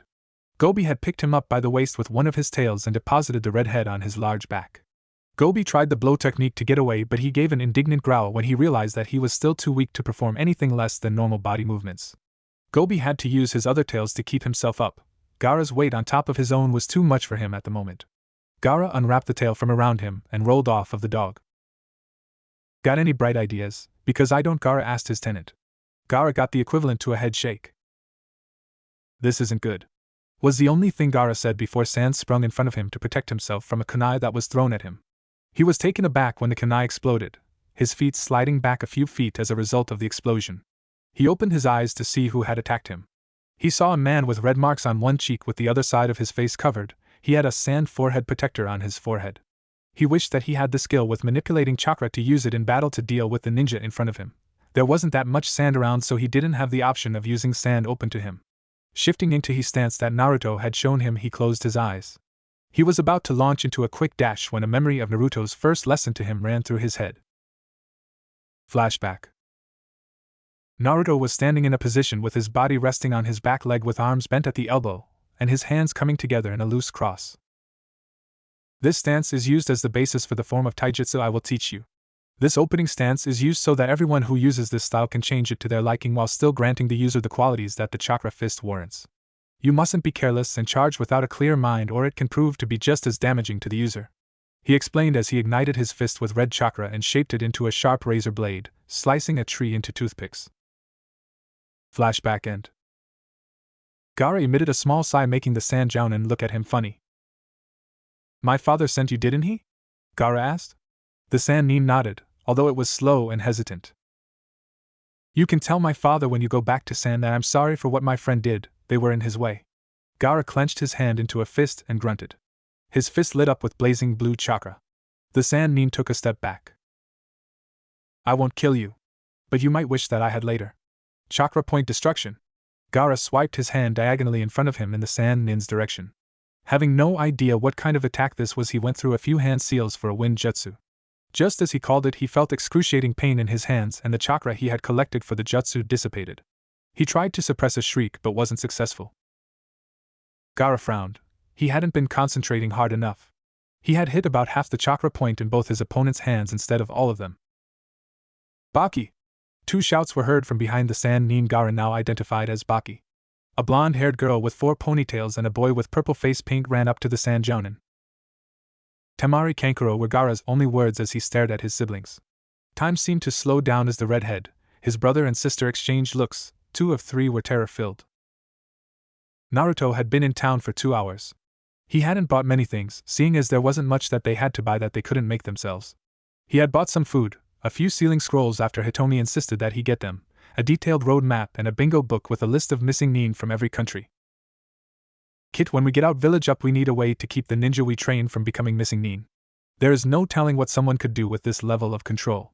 I propose we find a means of binding someone trained by you or anyone you've trained with a seal, but we can worry about that later. That's still quite some time away. We should get back to Gaara and Gobi. It'll do us no good to have either of them in any sort of trouble. It will attract attention to us, and we need to remain discreet. We will remain low-key until we gather at least half of the tailed beasts, he replied. Freak, why do you insist on coming back here? We don't like you, said a voice of a kid not too far from where Naruto was. Normally Naruto wouldn't get involved with other people's problems, but those words echoed in his mind, making him remember the times back in Leaf where not one person would play with him because of their parents' narrow-mindedness. Naruto shook his head to clear his head of those thoughts and followed the sound to its source. The sound came from a group of kids a few years younger than Naruto. Naruto walked toward what he knew was a person crying. He needed to stop this. Naruto's body was surrounded with a red hue which extended itself to knock those in his path out of his way. Naruto looked at the sight before him. A girl about 5 years old was lying on the ground and sobbing her heart out. Naruto spoke in a very controlled voice. What's going on here? The group of kids looked at Naruto but didn't say anything. From either fear or courage he couldn't tell. Naruto knelt down to the girl. She had light blue hair with a simple garb which was frayed at the edges. Are you alright? He asked, hoisting her up off the ground. She held her head low. Naruto couldn't see her face but he knew she was crying. He heard her sniff but she didn't respond. Naruto turned his face to the gathered kids. Scram! He barked. Many of the shorter kids ran away, many of them squealing as they did. The remaining kids took a few steps back but didn't leave, but Naruto did notice that they were growing very pale. Someone mind telling me why you were piking on this girl here? He asked again, more forceful than the last. There was a veiled threat that said if you answer wrong you're in a lot of trouble. One of the boys spoke up. She wears stupid clothes, he said, but immediately knew he said the wrong thing. Illusionary technique, Hell's End. Naruto thought as he cast the 4 boys into a genjutsu. He cancelled it immediately after, half a second seeing that would be enough for them. Hey, it's okay now. They're gone now, Naruto said, trying to comfort the crying girl, gathering her into a hug. Naruto unconsciously molded chakra into a bench for the girl and himself to sit on instead of the ground. They sat there for a few minutes, Naruto finally able to stop the flowing of tears from the light-haired girl. Thank you, mister, she said, sniffing a few times and rubbing her eyes from the tears. That's okay, this happened to me a few times before as well, so I know how it feels. What's your name? Mine's Naruto, he said. The girl looked at Naruto's masked face, showing him her eyes. She had pupil-less, solid silver eyes that made him whistle in astonishment. My name is Rei. Naruto smiled. Rei must have seen this because she smiled a slightly bigger smile than before. Naruto filed that away in the depths of his mind to ask her later. Rei is a nice name, Naruto said. Rei nodded in agreement. Rei, why were those kids picking on you? Was it because of your eyes? He asked. He felt her grow stiff in his arms. I'm not going to hurt you, Rei, he said. That seemed to work because he felt her relax in his slightly bigger arms. Yes, people seem to want to stay away from me and my grandmother. My eyes are different than everyone else's. My grandmother knows why, but she won't tell me, she said. The last part was said as whisper. Come on, I'll take you home. Where do you live? Rei looked at his masked face before nodding. I'm not allowed to show people the way to my house, but I can trust you. She got off the makeshift bench and led him by the hand through the streets of the town. She led him to a narrow alley and to a door that seemed to be so old it was rotting and threatening to crumble at the slightest hint of pressure. This girl is like you in some ways, Kit. She knows of the loneliness you do, but not to the extent that you do, Hitomi said, startling her host. Have you been sleeping all this time or something? He asked. He got the equivalent of a nod of her head as a response. Changing your body to that extent was enough to tire even someone as powerful as me. I'm going back to sleep, try not to wake me. Naruto could hear soft snores coming from the back of his head. Naruto? Rei called his name, snapping him out of his trance. He saw that her face held a down expression. Sorry, Rei, I was thinking really hard. I must have gone into a trance, he told her.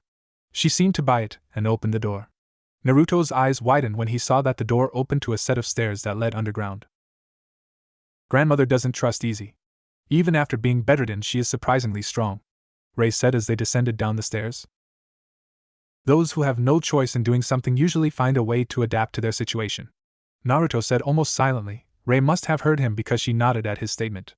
They reached the bottom of the stairs and Naruto noticed that they were facing another door, except this one had a written seal on it. He saw that Rei took a small blade and cut her finger, wiping her blood on the seal. She put the blade away and opened the door. My grandmother is really good with written seals.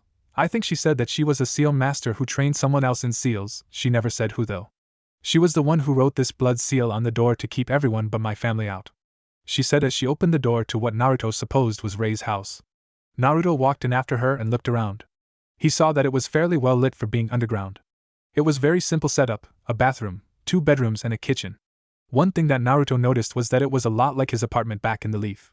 There weren't any decorations of any sort anywhere. My family and I snuck into grass country when I was only a few months old. Grandmother told me that they died trying to flee while trying to protect me and grandmother, Rei explained as she led Naruto through her house.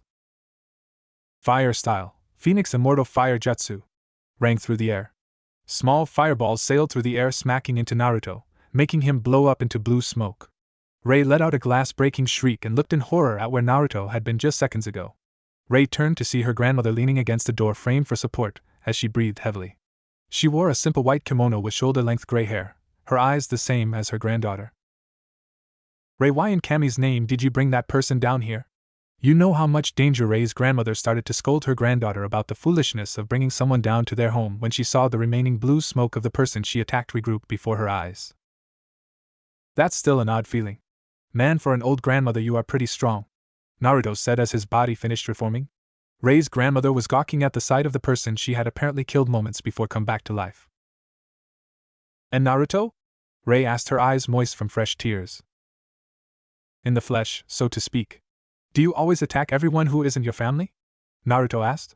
Rei's grandmother was still speechless, but she had a look on her face like she had seen a ghost. Naruto didn't see her mouth a name in disbelief. A defeated sigh escaped Naruto before he turned to leave. Naruto, where are you going? Asked Rei. Naruto turned to her. Your grandmother doesn't seem to want me around, Ray. Besides, I should get going. I have some friends that I left outside of town which I have to find. If those kids come and hassle you again, tell them they'll get a visit from me. Maybe I'll see you around someday," he said before he blew out of sight and through the door cracks. Ray started to cry again when the smoke left completely. "What did he mean by those kids that hassled you, Ray?" asked Ray's grandmother. Ray spent the next few minutes explaining to her grandmother what Naruto had done for her. "He did that? Look, we can talk about this later. Right now I think you need to go find your friend. He's going to the border of grass and rain." She hadn't needed to say anything else. Ray had raced out the door the second she heard where Naruto was headed. The old grandmother sighed. She had attacked the only person her granddaughter considered her first friend, and someone who looked like someone she used to know. "Please find him, Ray. I need to apologize to Minato's kid." Naruto reformed from the blow with an eerie silence. He sighed. Rai wasn't kidding. Not only was her grandmother not very trusting, but she was quite hostile to anyone she didn't know. He wasn't very trusting, and neither was she apparently. He began his trek to where he had left Gobi and Gaara. Hopefully they had done as they were told, and kept themselves out of sight. His mind wandered back to what Rai had told to him before her grandmother showed up. "My grandmother is really good with written seals. I think she said that she was a seal master who trained someone else a long time ago." Naruto sighed. He liked Rai. It felt nice helping someone like her, someone similar to him. "It's a shame her grandmother attacked us. She could have taught you sealing," Hitomi said drowsily. Naruto sent her a puzzled look. "Don't you know how to create and use seals?" Naruto asked, one eyebrow raised. "My knowledge is quite limited in that area. The seal I had you place on the raccoon's vessel was a demon seal, but I didn't pay much attention to my teacher. The seal I taught you is one of the only sealing techniques I know," Hitomi said while trying to stifle a yawn. Naruto shook his head, a small smile on his face under his mask before he blew through the forest. Half his body had turned to smoke when he sensed something running in his direction. "Naruto!" someone yelled. Naruto's eyes opened wide. He knew that voice. The person drew closer until they were directly in front of him. "Rai, why are you out here?" he asked, having reformed his body from the smoke. The blue-haired girl panted loudly, regaining her breath. Running all the way out of the town and out here was quite taxing for her small body. "After I told her what you did for me earlier, my grandmother felt horrible. She wishes to meet with you. I didn't stick around to find out though. The second she told me where you were going, I started running," Rai told the masked boy. "Isn't this a nice surprise?" Naruto thought before he nodded his head that he would go back with her. "Before I go, I have to find my friends that I told you were waiting for me.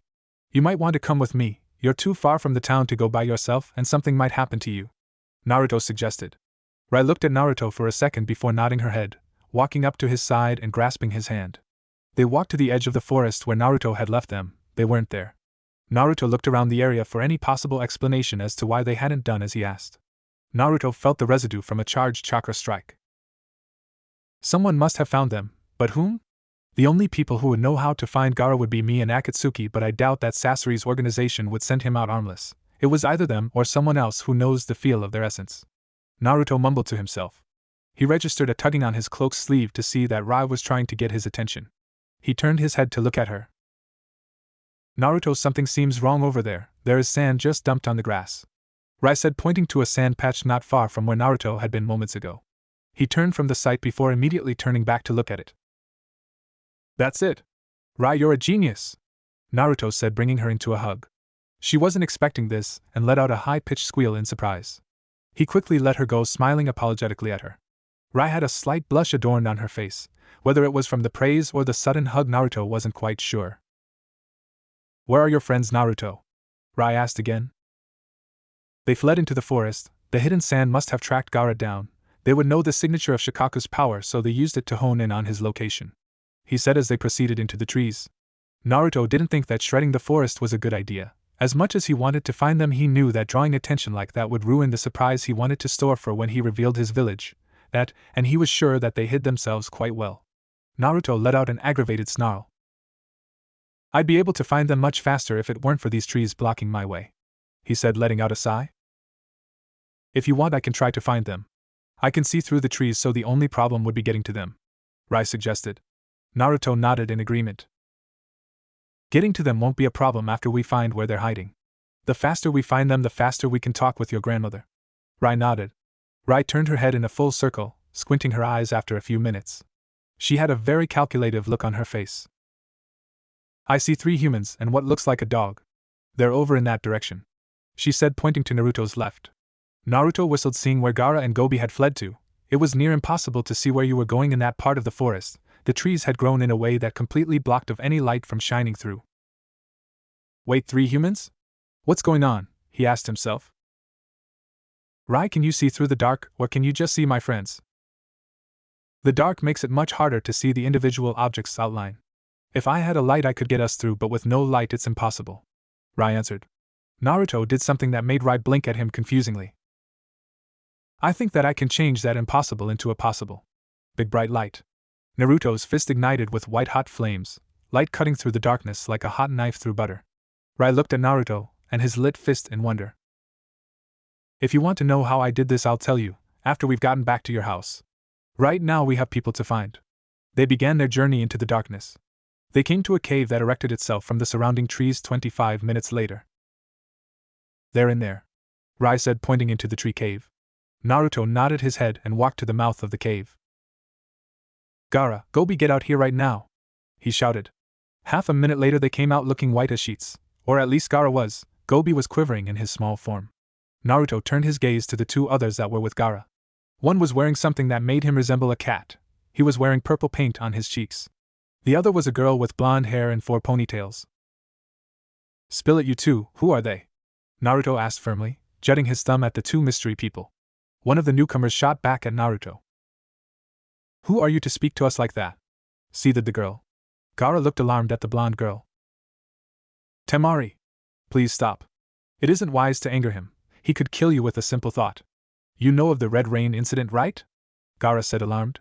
The girl Naruto now knew as Temari nodded her head. We passed through rain to see if there had been any sightings of you around. The Amikage told us that there had been a bloody incident recently. That's what you're talking about, right? She asked her brother.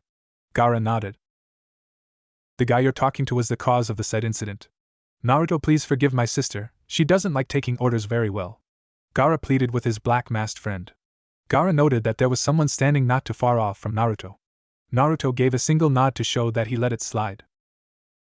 Naruto, who's the girl? Asked Gaara, pointing at the blue-haired girl. The girl looked at Naruto hesitantly, a frightened look on her face. It's okay, Rai, neither of these people will hurt you. Trust me, if they do they won't live to tell the tale, he said, waving her forward. Rai walked toward Naruto and took hold of his hand, squeezing it tightly. This Gaara is a friend of mine who lives in the nearby town I was in just before. Who's the cat? Naruto asked. The cat growled at Naruto, getting a death glare in response from Naruto, making the paint-wearing boy yelp in surprise. These 2 are my older brother and sister Kankuro and Temari. They came looking for me with a jounin to bring me back to sand. After I beat the jounin with a chakra point destruction technique, he fled, leaving my brother and sister with me and Gobi. Gaara explained. Naruto nodded his head, accepting Gaara's explanation. That's good to know. I got us the things we needed from town, but there is some unfinished business we have to take care of. We might even be able to negotiate for a place to stay for the night. We can discuss what else you've been doing and why you disobeyed me, he said, walking away, Rai right next to him. Gaara gulped, his face losing most of its color, and Gobi whined as they followed Naruto. Gaara's siblings exchanged cautious glances before following after their brother. Naruto and his group stood in the kitchen of Rai's house. They had just arrived and Naruto was interested to hear Rai's grandmother's reason for calling him back here after what happened when they first met. Rai sat next to her grandmother at the table, opposite Naruto and his friends. It's good that Rai had found you. There is much I would like to say, but before I do I want to apologize for attacking you. I just reacted. Rai must have seen something in you that she knew she could trust. I acted without thinking, she said. Naruto waved her off. It's okay, really. I would have done the same thing as you had our positions been reversed, Naruto told her, accepting her apology. The old woman seemed to straighten, as if being relieved of a great weight. If I may say, that is a very interesting mask you're wearing. What is it made from? She asked. Naruto scratched the back of his hooded head. I molded it out of my chakra. My teacher taught me how to use this particular method of controlling my chakra. It's much less restricted than the other method. As a plus, I don't even need to use any hand seals, although I need to move my arms to mold the chakra into a usable forms for some of my jutsu, he explained. The old lady nodded her head. I've heard of such things been done before using chakra. They use a meteorite to give them control over chakra at levels thought to be impossible. Is that where you're from? She asked. Naruto shook his head. I've worked to get my control to this level from scratch. When I fled my village, I only had one other with me. She taught me all I know, Naruto said. I assume that the teacher you speak of is sealed into your stomach? She asked. Naruto shot out of his seat in alarm. Rai's grandmother, in turn, shot out of her seat to grab onto his arm, not willing to let him go. Do not leave, son of Minato, she said desperately. Naruto had froze hearing this. He had never known his parents, and this lady was claiming she knew his father? He shook his head violently. It wasn't true, was it? What did you call me? Naruto stammered. Gaara looked at Naruto. He had never seen him like this. Given they had only been together for a short while, but seeing someone like Naruto like this made Gaara feel bad. He knew his father, and although he was a dickhead, he was still his father. My name is Kazumi Shoiha. I am a seal master, or rather mistress. I am the same seal master who completed your father's training in sealing before his time as Hokage. It is a shame that he had to die the way he did. I had hoped to leave this earth before him, she said with a sigh. Naruto had the mental capacity for only one word. How? Kazumi smiled, a small smile filled with sadness. Every master of sealing has their own style of writing such seals. I can see the seal on your stomach, and I can tell that is of my style. I remember all of those that I have taught my art to, only one. That seal is a containment seal designed to hold something, and judging from what I see here, it holds something of great power, say the nine-tailed fox that attacked the leaf 7 years ago today. But how Minato did such a thing is beyond me. No mortal can defeat a demon. Ah, I see what you did. You are very clever, perhaps too clever for your own good, she said, starting to mumble at the end of her speech. Naruto cleared his throat, snapping Kazumi out of her mutterings. What are you talking about? Please, I want to know, Naruto begged. As I said before, no man can ever hope to defeat a demon. Your father knew this, so he summoned a being that had the power to do what he couldn't. He summoned the Shinigami, the death god, to seal the demon into you. However, every dealing with the god of death is a double-edged sword. The Shinigami will do as he is asked, and takes his summoner's soul as payment. Kazumi said, her face cast down a dark look on her aged face. Naruto didn't know how he felt. He wanted to be angry, he really did, but the feeling of finally knowing who his father was, the right of that knowledge that had been stripped from him finally being revealed, was too much. Even with all his mental defenses, Naruto was unable to stop the sobs that were about to flood his small body. Naruto let out a pain-filled sob which then turned into full-blown crying. Kazumi, in an instant, without even realizing it, had enveloped him in a comforting embrace. Naruto didn't even register what was happening around him. He was too lost within himself. Gaara, Kankuro, Temari, and Rai could only stand by and watch as Naruto continued to cry. Naruto awoke to find himself face to face, or rather face to mask, with Rai. She was looking at him. Rai jumped back when Naruto opened his crystal blue eyes. Watching someone who was sleeping snap their eyes open at such close range would have a lot of people jump in surprise. Thank God Naruto had his mask on. He was sporting a massive blush on his face at the closeness of their faces, although he had no idea why. Where am I, Rai? He asked as he sat up. It took a second for Rai to gather herself, as well as suppress a blush on her face before she answered. She may be a small girl, but she knew that she was far too close to Naruto than she would be comfortable with if he was awake. After you cried yourself to sleep, grandmother brought you in here. This is my room. She asked me to get her as soon as you woke up. And with those words she was out the door. A head of red hair popped into the framer of the door. Naruto, are you okay? The sandboy asked. Honestly? I have no idea how I feel right now. It came as a really big shock. Yeah, we all saw, Gaara said with a small sad smile. Naruto flinched hearing these words. None of us think any less of you, Naruto. What you went through yesterday is completely understandable, Gaara said, seeing Naruto's reaction to his last words. I just need time to have this knowledge sink into my brain. My dad was a Hokage, the fourth to boot, Naruto said. Seeing Gaara nod his head before turning to leave, Naruto called to him before he left completely. Gaara, round everybody up and get ready as soon as possible. I hope you guys ate and rested as I slept. We will most likely be coming out of this country with hostiles after us, and personally I don't want to commit the same act I did in Rain. A repeat performance doesn't do well for a growing reputation. If this Kage is smart, he'll keep from attacking us like Rain did. Gaara gave a single nod before his head disappeared from the door frame to do as he was instructed. Not a minute passed before Kazumi came into the room, followed closely by Rai.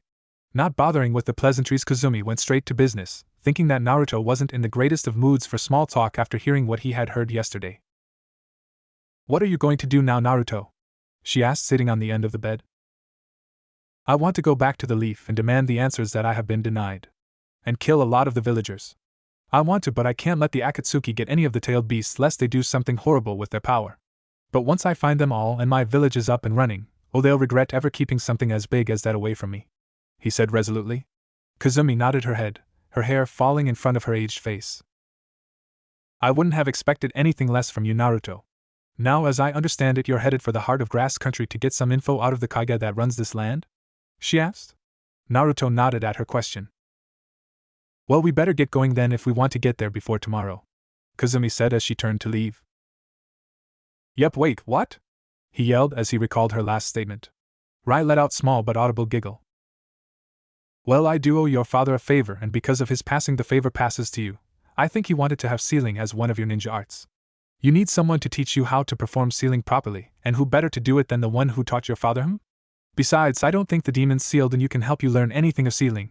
Probably thought it was beneath them and wouldn't have to rely on such an inferior skill," she said with a smile as she left Naruto in her granddaughter's room, Rai following closely behind Kazumi, giving side glances at Naruto every few seconds. Naruto delved into his mind to Hitomi's cage. He wasn't surprised to hear soft snores coming from the cage. She did say that his transformation took a lot out of her.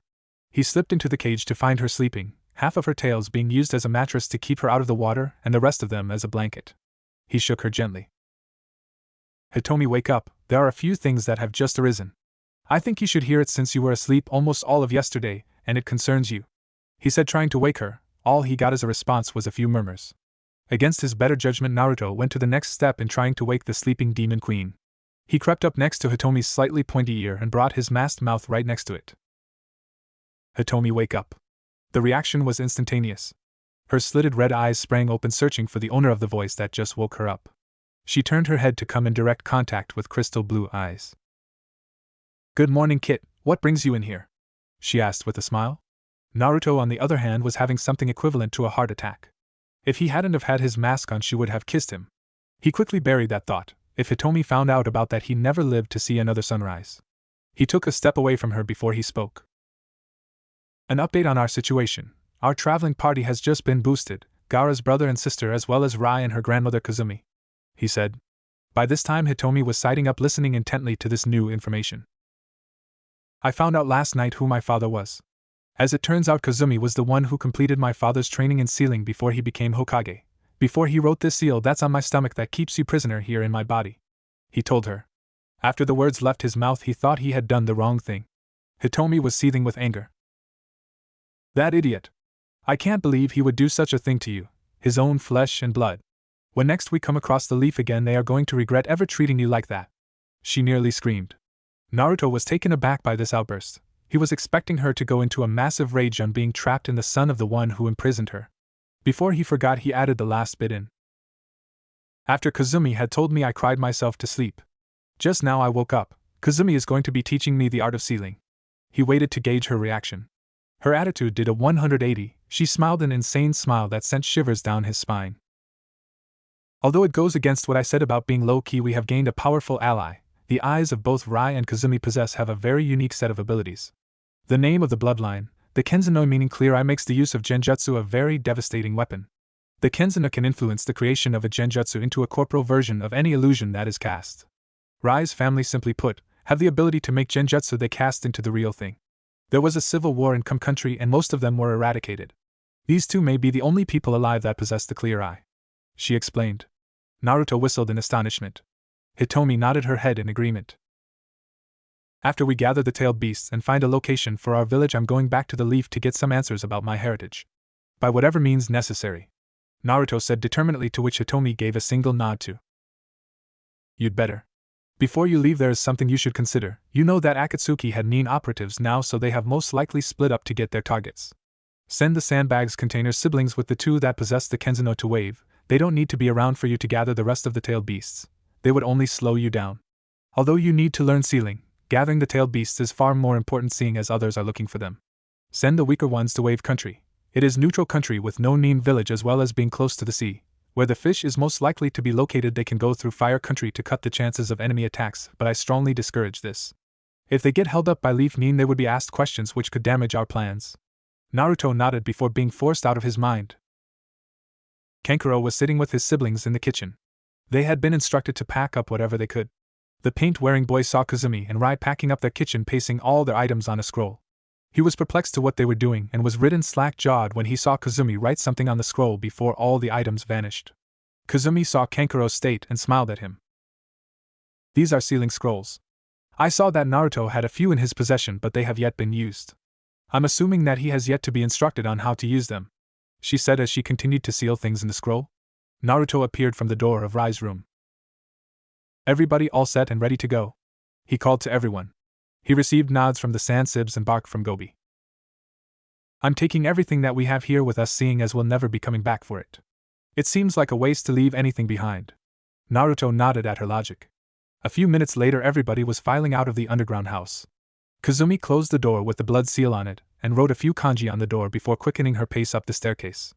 Naruto, who had seen her do what she did, fell back to her down from his position at the front to help her. He had seen her struggling to keep going at this pace.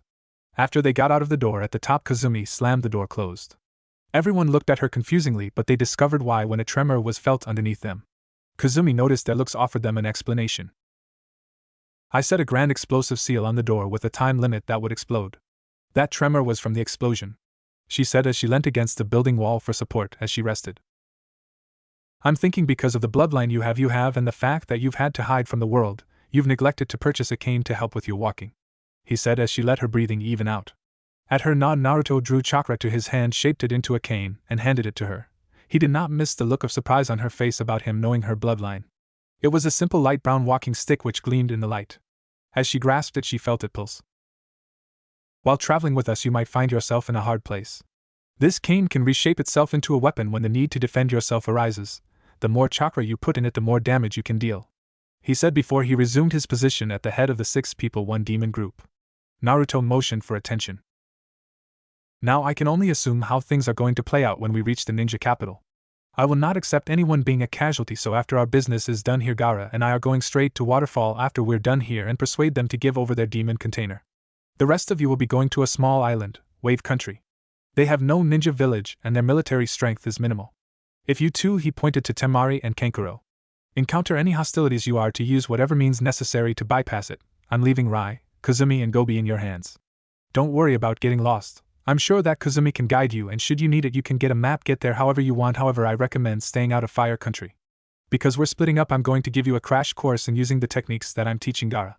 Your mind is the only limitation. Use your chakra as a weapon, force as much chakra out of your chakra points as possible to use it to inflict physical damage. Under no circumstances are you to tell anyone how to do these techniques. They're going to be village secrets when it starts up. By the time we meet up again, we'll have our party up by another 2 if all goes well, a few more if we're lucky." Naruto focused his chakra into a condensed orb and handed it to Kazumi. "This will allow us to find you no matter where you are." Naruto spent another few minutes discussing more in-depth instructions before Naruto and Gaara blew out of sight. Temari, who had given Gobi to Rai, unenthusiastically chuckled. "Okay people, let's get going," she said nervously as they began their long journey to Wave. Meanwhile, Kankuro was silently pleading to Kami for their trek to be simple and not run into any possible enemies. Rai was hoping that Naruto and Gaara were successful in getting what they were seeking, and Kazumi just hoped that they would get to Wave in one piece. The Kyuzakage wasn't an old decrepit old man like the Fire Shadow who had been reinstated after the death of the 4th Fire Shadow. He was in his mid-30s and had only been the Kage of Grass for a few years. Although fairly new to the workings of being top dog of the Grass Country, he had quickly learned of very effective ways in which to deal with the bane of every Kage's existence, said bane being paperwork. When he took the position, he had known there to be paperwork involved, but this was ridiculous. He was currently giggling like a schoolgirl while reading a small orange book within the confines of his office. He had been newly introduced to the book by a white-haired man who he met in passing. He had dropped it from his pocket and told the Kyuzakage that he could keep it. When the Kage asked for the man's identity, he simply said that his name was in the back of the book before he disappeared. This had happened just minutes before the Kage saw the white-haired man fly through the air after a loud scream of pervert. Currently the Kyuzakage was faced with a dilemma. He had to complete this paperwork, which consisted of mission reports, mission requests, and civilian complaints, but he did not want to do any of it, simply because it was so boring and it took forever. The Kyuzakage was currently leaning back in his chair, hiding behind several fairly large stacks of paperwork with the orange book he had been given in his hand. He had settled for reading this book instead of doing paperwork, and he found himself unable to put it down, so engrossed in the fantasy that it brought its readers to. If no one came in to bother him, then he could continue to do what he was currently doing. He had gotten to a really good paragraph when he was brought back to earth by a sound coming from the other side of the wall of paperwork. He was completely taken by surprise when someone started speaking right over his shoulder. Because of this surprise, he fell backwards onto the ground. The grass leader glanced around to where the voice came to find nothing there. Then he noticed something odd. There was blue smoke floating around him. It perplexed him to see that the smoke hadn't dissipated but slowly clumped together. He nearly freaked out when a masked face popped into view. Boo! That simple word made the grass leader squeal like a small child. The masked head then grew a body from the smoke before leaning down to read the book open on the floor. Wow, I didn't think it was a Kage-wide habit to read this smut. I guess I underestimated yet another Kage. Let me cut right to the chase. I know that you're not in possession of a tailed beast, so we won't deal the same damage we did against Rain. That is if you play your cards right. The grass leader jumped in surprise when another voice was heard from the other side of the towers of paperwork. Actually, my lord, it was you who did everything in Rain. If I recall, I didn't do anything that brought about the red rain. Hearing this, the Kuzakage became very rigid. The rumored chakra demon was right in front of him. The chakra demon smacked his masked face in mock embarrassment.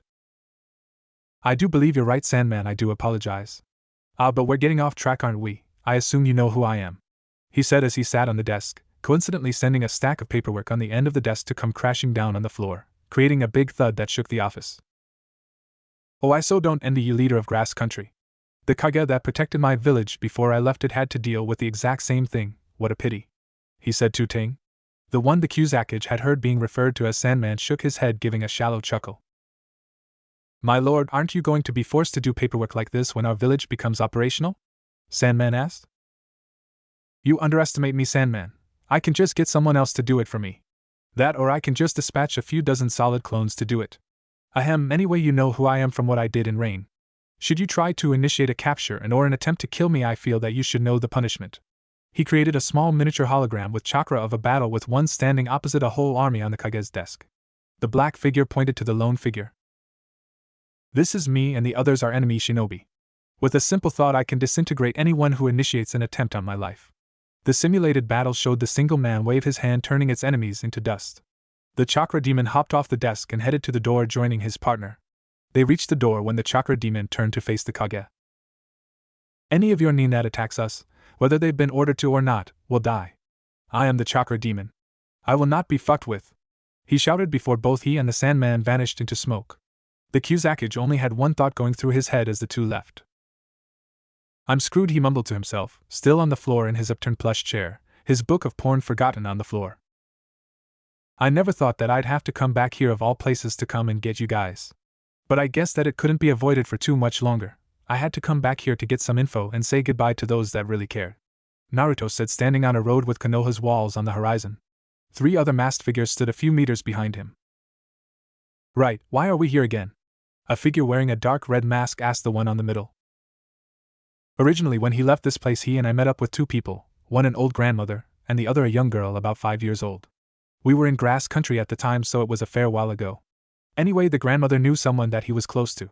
He will want to retain that connection at any cost. Gaara replied, now sporting a sand-colored mask with the same symbol on his forehead as Naruto's. The other figure on the left, who was about 4 inches taller than the other 3, sporting a dark brown mask with the same symbol as the 2 boys, folded his arms in irritation but didn't say anything. Why is that so important? A grumpy voice came from the last figure, who was wearing a red mask with the same symbol as the others. Well, before we found you guys, Gaara began. I'm a girl, you dim-witted sand boy. The red-masked figure interrupted him. Yes, alright, before we found both of you, we were traveling with the 2 that I mentioned and my siblings. We needed to be quick and clear-cut with our movements, so we split up with them. That and what we had to do to find you guys wasn't something that we wanted the others to see, especially Rai. We were going to meet them at a country called Wave. It's actually an island, but... Dude, you're getting off topic again. The dark brown masked figure reproached. Naruto didn't feel that they were where they were supposed to be, instead he felt them in there. Gaara said, jetting his thumb at the village in the distance. How does Naruto know that? The tallest among them asked. He created an object from his chakra that served as a locator beacon so that we could find and regroup with them once we found you 2 and any other tailed beast along the way. The tall boy nodded his head in understanding. Right, not to be a buzzkill, but we can't exactly go in there all willy-nilly. We need a plan, and I'm pretty certain that we won't be able to sneak into this place without someone finding us out. This village holds the clan with the all-seeing eyes, or so I heard from those in my former village. so I'm thinking that it will be even harder," the red-masked figure said. "The Byakugan can be fooled. While we were in Cloud, I was able to extract some info they had on it from a reliable and willing source. Those eyes can see those objects, have telescopic eyesight, can see the chakra pathways in a person's body as well as their chakra points. If we can produce an intense flash of chakra, it will blind them if they chose to use their eyes on us. Because it's the Hyuga clan, you can expect them to be heavily reliant on their eyes for their style of fighting. The only other threat we might have to face is the Sharingan, but seeing as Itachi massacred all but one, I think we will be fine. Besides that, the whole idea is to get in and out with them with the least amount of ninja detecting us." Naruto spoke up, grabbing the other three's attention. "Just how are we going to do that?" the red-masked figure asked, irked, turning her head to the side, her blonde hair swishing behind her. "Demonic transformation," Naruto called. His form changed into a mass of bright blue color before changing size and shape. When the light from the change receded, a black bird stood in its place. "Why the hell would you take the form of a bird? I thought you loved foxes," the red-masked figure said snidely. "Foxes are taboo in the Leaf Village Yujito, and as a bird it will be easier to scout out the village. Now change your forms and ask your demons to block off all of the excess chakra you don't need. A bird shouldn't have any chakra to speak of. It would be less suspicious if we all flew in a flock, it would alleviate suspicion. Though 4 black birds is an uncommon sight in these parts, one don't think they'll look into it too much." The other three mumbled to themselves, something about smart-ass foxes, but they nonetheless did as they were told. Several minutes and 3 flashes of light later, they were all standing on the ground as birds. "Okay, now what?" "You know I don't know how to fly," Gaara said. Yujito and the biggest bird nodded at Gaara's statement. "What kind of birds are you? Flap your wings to lift up into the air, then use your wings to catch the wind under your wings to control the height in which you can fly at," he instructed. For a few minutes the 3 transformed figures were able to grasp the concept of flying, some more willing than others. "Stop your whining, Yujito. You won't have to do this many more times," Naruto reproached. "I tend to want to eat birds, not be them. I feel like I want to eat myself. Do you know how that feels?" Yujito hissed at him. "I have a fox in me that wants to maim me at the moment because of the form I'm in. Deal with it, you mangy feline," Yujito hissed again. "Quit it, you two. Let's do what we came here to do and find my family, Kazumi and Rai," Gaara said, slightly irked. Hi, let's get going before Yujito gets too catty." Flapping their wings to gain height, they began their approach toward Konoha, with Yujito trying to clothesline Naruto occasionally for his last remark. "You really have no tact, do you?" the large bird said offhandedly as Naruto dodged yet another swoop from Yujito. "How long did it take you to figure that out, Kai? You're supposed to be smarter than all of us with that brain box of a turtle inside you," Naruto teased. "Just you wait, Naruto, I'll get you back one of these days," Kai playfully threatened. "Talks cheap, Kai," he shot back. A few seconds later Naruto circled around the other 3. "I just realized that even though we look like birds we can still speak, so from now on no talking. If you have something to say, hold it till we're able to change back." A chorus of "hi" was heard before the 4 flew off toward Konoha. Konoha prison. "You know this is your entire fault, right?" Rai pouted. Temari just crossed her arms. "You know, Temari, I think she has a point. It was your stubbornness that made Rai's granny to cave in after your persistent whining and go along the borders of Fire Country and its neighbors. Even the masked dude warned us before he and Gaara left that it wasn't a good idea to go through this country," Kankuro commented. "Okay, alright already, I get it. This is my fault, but how was I supposed to know that Leaf Shinobi were going to be there?" she yelled back. "It's still your fault," Rai said, crossing her arms, mirroring Temari's stance, adding a pout along with it. "Will you 3 brats shut up already? You're giving me a headache," an Umbu guard shouted. "Mr. Bully Person, why are we being held here?" Kankuro asked, tapping the vertical bars, creating a metallic ping noise. "I mean, we're just kids, not ninja, this is cruel," he shouted. "Stop frightening the kids, lizard face. We only has to keep them contained till the others get the info out of the old lady they were traveling with," a voice from down the corridor sounded. "Shut up, Eagle, at least you get to sit down, I have to stand. I wonder how hard it is to get information out of an old lady," he grumbled, not liking the joke about his mask pattern. The screeching sound of metal hinges moving indicated that someone was coming through the door to the detainee section of Konoha's prison complex. "We have enough info for the moment. Set her with the 3 brats and bring me the brat with the light blue hair. I need a blood sample," a doctor said. "Don't you touch her, you hear me?" Kazumi shouted, her words backed up by a burst of killing intent. A slap sound bounced off the stone walls of the room. Kazumi slumped to the ground, her bruised and battered body hardly moving. Kazumi was able to turn her head to be looking down the corridor to where their items they had were stored. Not being able to move, she knew that their chances for escape were nil. Finding the orb that Naruto had given her before they departed, she locked onto it. I hope this works, she thought as she sent what little chakra she was able to use to the sphere. Sensing the use of chakra from Kazumi, the standing guard glared at her. What did you do? He growled. Kazumi chuckled weakly as the orb she was given exploded like a grenade, creating a burst of chakra. I'm calling for backup, was all she said before falling unconscious. The two Umbu exchanged a look before unlocking the cell door and letting the doctor in the cell. Temari and Kankuro shared a look before taking a guarding position in front of Rai. You'll have to get through us first, they said defiantly in unison, shielding Rai from view. Outside, the 4 black birds that were just flying over the gates of Konoha felt an explosion of chakra. Naruto, after identifying that explosion as the tracking orb he had given Kazumi before he and Gaara separated from her, Rai and Gaara's siblings turned in the direction of the chakra burst. Gaara, Kai, and Yujito also felt the explosion. While Kai and Yujito didn't understand why, they followed Naruto and Gaara, who was now flying parallel to Naruto at a much faster speed than they were previously. A few minutes later, they approached the location of where they felt the explosion come from and touched down. Shifting back to human form, the 4 crouched down on the room of the prison complex, panting heavily, having not gotten used to flying at such speeds. Kai looked at where they were and cocked an eyebrow at Naruto. We're breaking into a prison. Does this feel strange to anyone but me? He asked rhetorically. What was that, Naruto? Yujito asked the black-clad boy, ignoring Kai. As I'm sure Gaara explained earlier, before Gaara and I separated from the rest of the group, I gave one of them a homing orb, which would tell me where they were so I could find them. She must have blown it up, either by mistake or on purpose. The fact that they're in a prison tells me it was the latter option. A scream that could only come from a small girl jolted Naruto to alert. That's right, Naruto said before dissolving into chakra vapor, disappearing down a vent nearby. The other 3 followed suit, following him down the vent. Inside the prison. Stop screaming, you little bitch, let us get a blood sample. You'll only make it worse for yourself the more you struggle. Your little friends will find that out the hard way. A doctor growled as he was trying to extract a blood sample from the girl who was thrashing around violently. This is exactly why I left this place, to get away from people like you, a disembodied voice said as the doctor slumped to the ground unconscious. Blue smoke condensed till Naruto reformed from it. Naruto looked at the shivering girl in front of him. He enveloped her in a hug. Rai, are you alright? He asked. Rai opened her teary eyes to see Naruto giving her a hug. Quick as lightning, Rai returned Naruto's hug, holding onto him as he were a lifeline.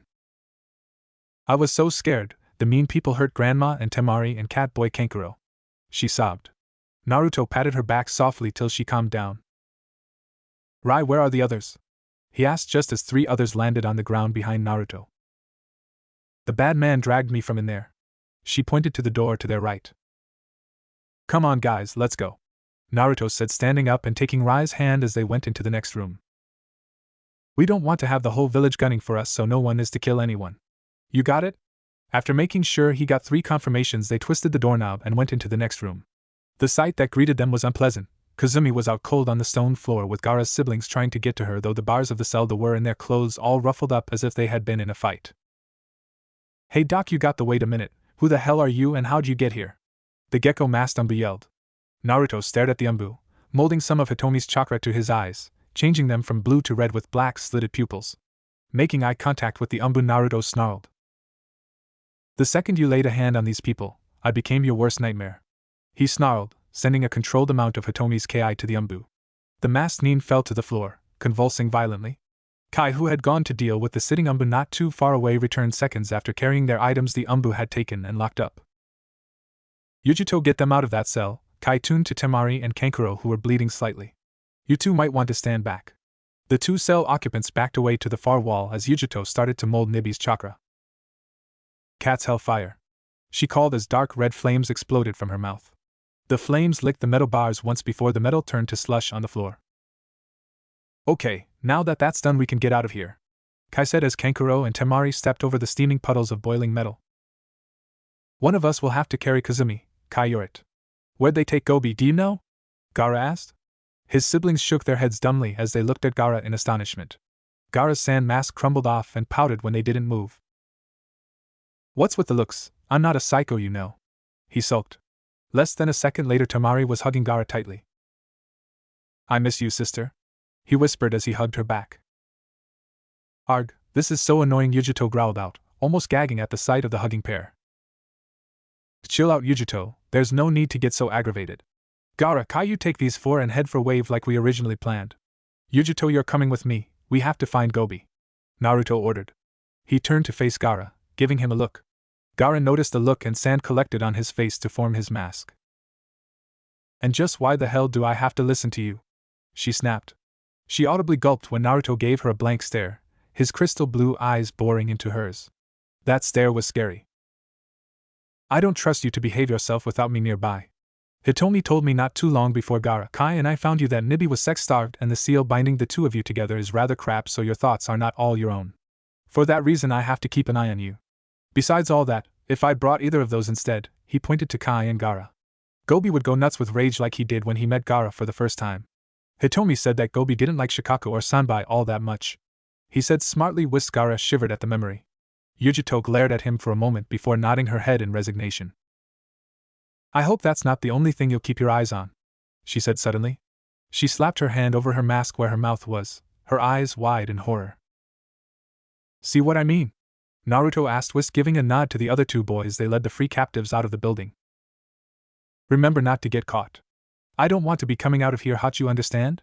I don't want any of us being seen by anyone, that's why I'm bringing Yujito with me. Let's go, he ordered. Don't I get a say in this? Yujito asked, sulking silently. No, said the three boys. Yujito just grumbled. They turned to the room they came from and went through the vesting. Outside, Naruto and Yujito were slinking through the shadows of the seemingly empty streets of Konoha. This'll take forever at this rate, grumbled Yujito. Naruto stopped walking, causing Yujito to falter. We have been found, Naruto said, turning to Yujito. How can you tell? She asked him. Simple, this is a ninja village, the most powerful out of all the elemental countries, and we haven't run into anyone. Besides that, it is way too quiet. Even if it is the middle of the night, there should be activity from night watching ninja. We have been expected, there's no other explanation. We should hurry, we don't know what Konoha's game it yet, and we shouldn't stick around long enough to find out. Hidden snake hands? Called a voice. Several blackish snakes wrapped around Naruto's torso, arms and legs constricting him. I told you we were being followed, he said to Yujito before turning to where the snakes were coming from. Who are you and what are you doing in this village? Snapped a purple-haired kunoichi. She had a trench coat on that was swaying side to side, giving an eye full of a fishnet bodysuit with a mini-skirt. Not that it's any of your business, miss, but we're here for some private matters concerning me and a few friends of mine. I do have a name, but my enemies often refer to me as the Chakra Demon. May I ask who you are before we leave? You seem interesting, Naruto asked calmly. The kunoichi scowled at him. You're very polite for a demon. Fine, I'll tell you, only because you'll be dead afterwards. My name is Anko Mitarashi. The snakes wrapped around Naruto, grasping him hard, supposedly squeezing Naruto to death. Anko had a crazy, bloodthirsty smile on her face while she was doing this. Miss Anko, I feel like I must inform you, Naruto said, his voice now serious. That such an attack won't work on me, Naruto said, his body exerting an almost invisible orange glow. Next thing Anko knew, 9 translucent orange tails ripped through her snakes. Anko stared wide-eyed at the sight in front of her.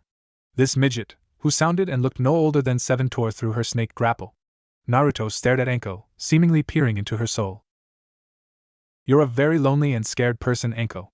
Don't be afraid to live life. There's only one ride, and in this world life is such a fragile thing to hold on to. I know this because I lived the same as you did not too long ago.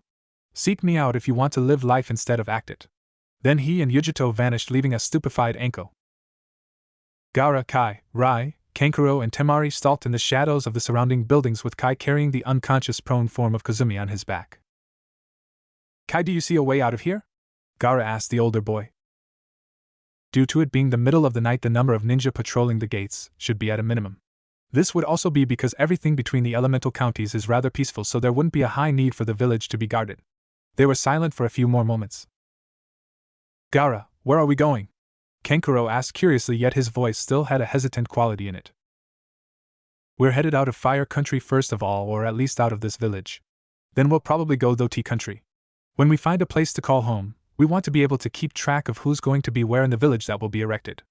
Although, if I know Naruto at all, we'll probably take refuge on one of the islands between water and sea country. There's a small mass of land that sticks out from fire country. We should head there because it's the closest point to the island. We'll steal a boat to get there probably, Kai said contemplatively, answering Kankuro. Which direction is it? Gaara asked. South from here, was the reply. So it in the opposite direction that we're going in. There was total silence. Not even the sound of crickets chirping was heard. Crap. Hey you five, what the heck are you doing out at this time of night? An Umbu called to them. Double crap. They all caroused as they bolted in the other direction. This is Cat to all units, we have intruders in the village. I repeat, we have intruders in the village, she said into a hidden headset. Gaara and the group were running like crazy. This isn't good, Naruto isn't going to be happy about this. We got found out and they'll close off all exits, hindering any chances of escape we had, Gaara said worriedly. We need a distraction, something to throw them off our trail, Kai said out of the blue. Gaara stepped back a few meters before channeling his chakra. Split form jutsu.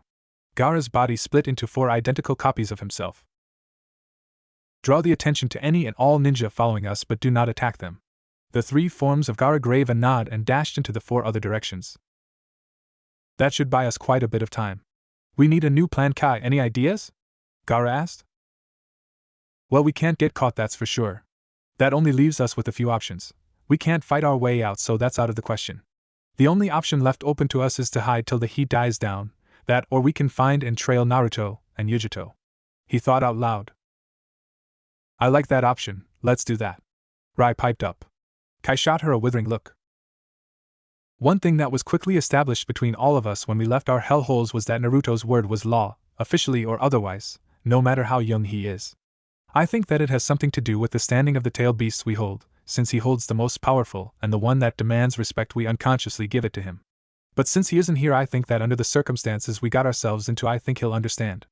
Little girl, when you were taken, who took Gobi from you? Kai asked Rai. A one-armed man with his face bandaged. He had a cross scar on his chin. And my name is Rai, not little girl, Rai answered. Gaara side glanced at Kai. What do you think, Kai? Gaara asked the other demon container. There's strength in numbers. Let's find Miss Catty and Naruto, Kai said. I hope that things will work out. I wouldn't want to be Kai when Naruto finds out. He may be the eldest among us containers, but against Naruto that's meaningless. The redhead thought as they moved onwards with Kai and Gaara in the lead, Kankuro and Temari behind them, and Kazumi and Rai at the back. We have intruders in the village, spread out and search.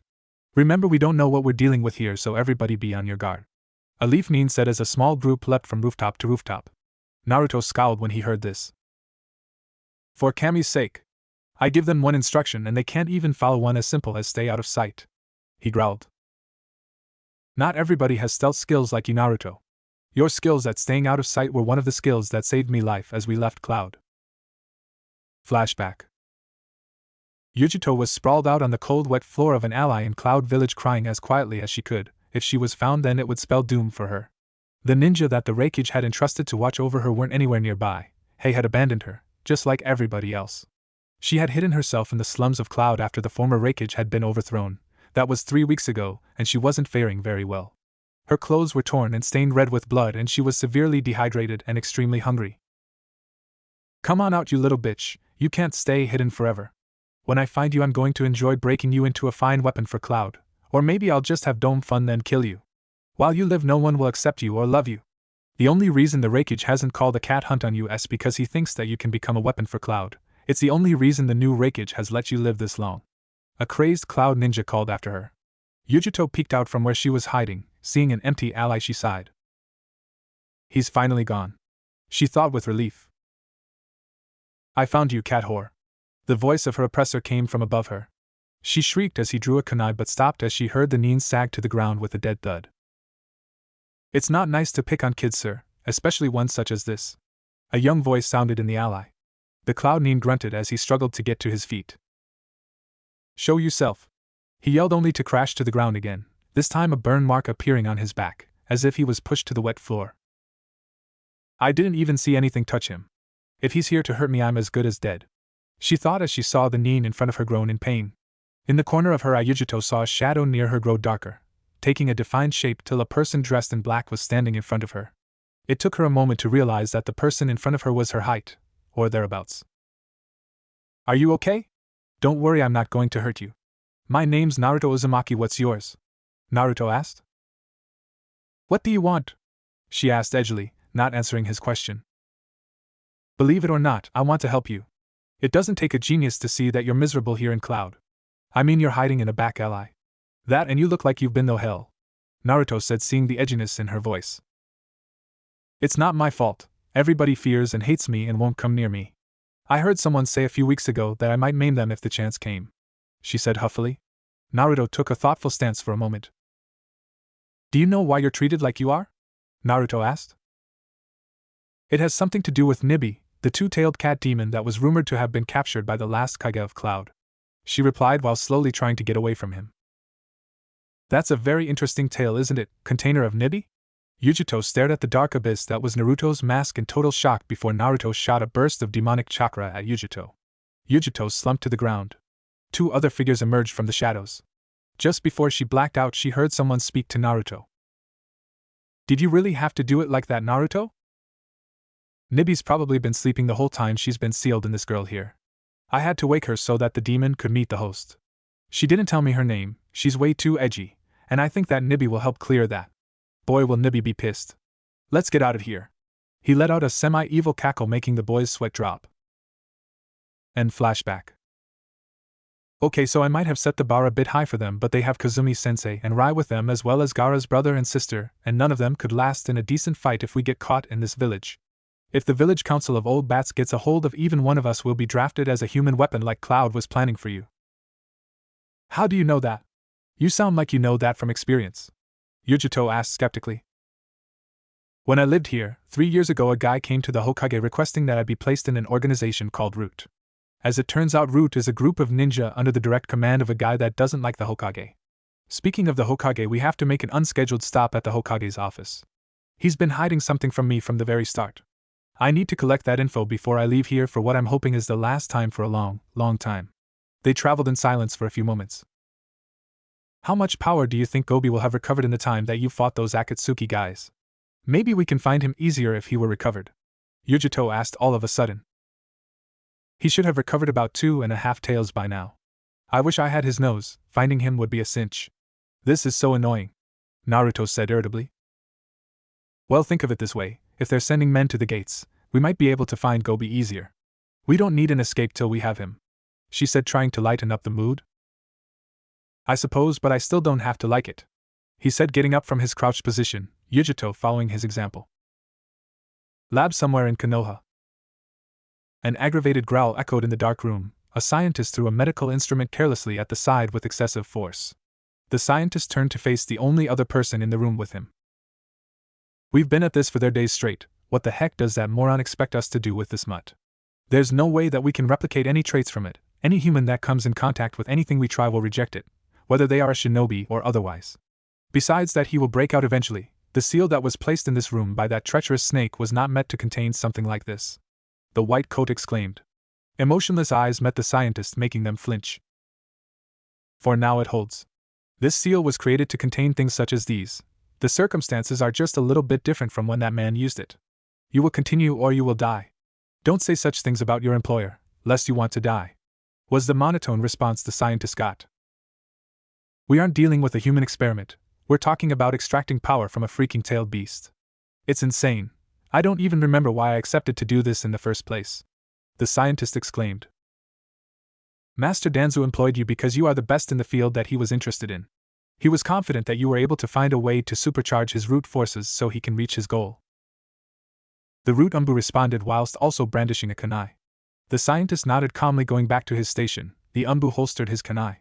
The scientist let out a silent sigh of relief, but on the inside he was shit scared. When he agreed to do the experiments, he was told that any and all advancements would go to benefiting the village. But hearing what was to happen with the results of the experiments signaled a sudden warning bell to ring in his head with a red flashing sign that said treason. It was no secret that Danzu, one of the members of the Konoha Council, opposed the way that the Hokage ran things in the village, and that by having Danzu's Umbu division supercharged with any sort of power from any tailed beast, he might be able to overthrow the third Hokage. The scientist had thought that the results would be used to better prepare themselves for an attack by another tailed beast should it ever happen, but he was really starting to regret accepting. Even though the scientist had been against the third for letting the 9 tails live after the final battle, the fourth, he respected him. He was a fair leader and wasn't unreasonable, which was more than he could say for Danzu if he ever took the position of Kage in the Leaf Village.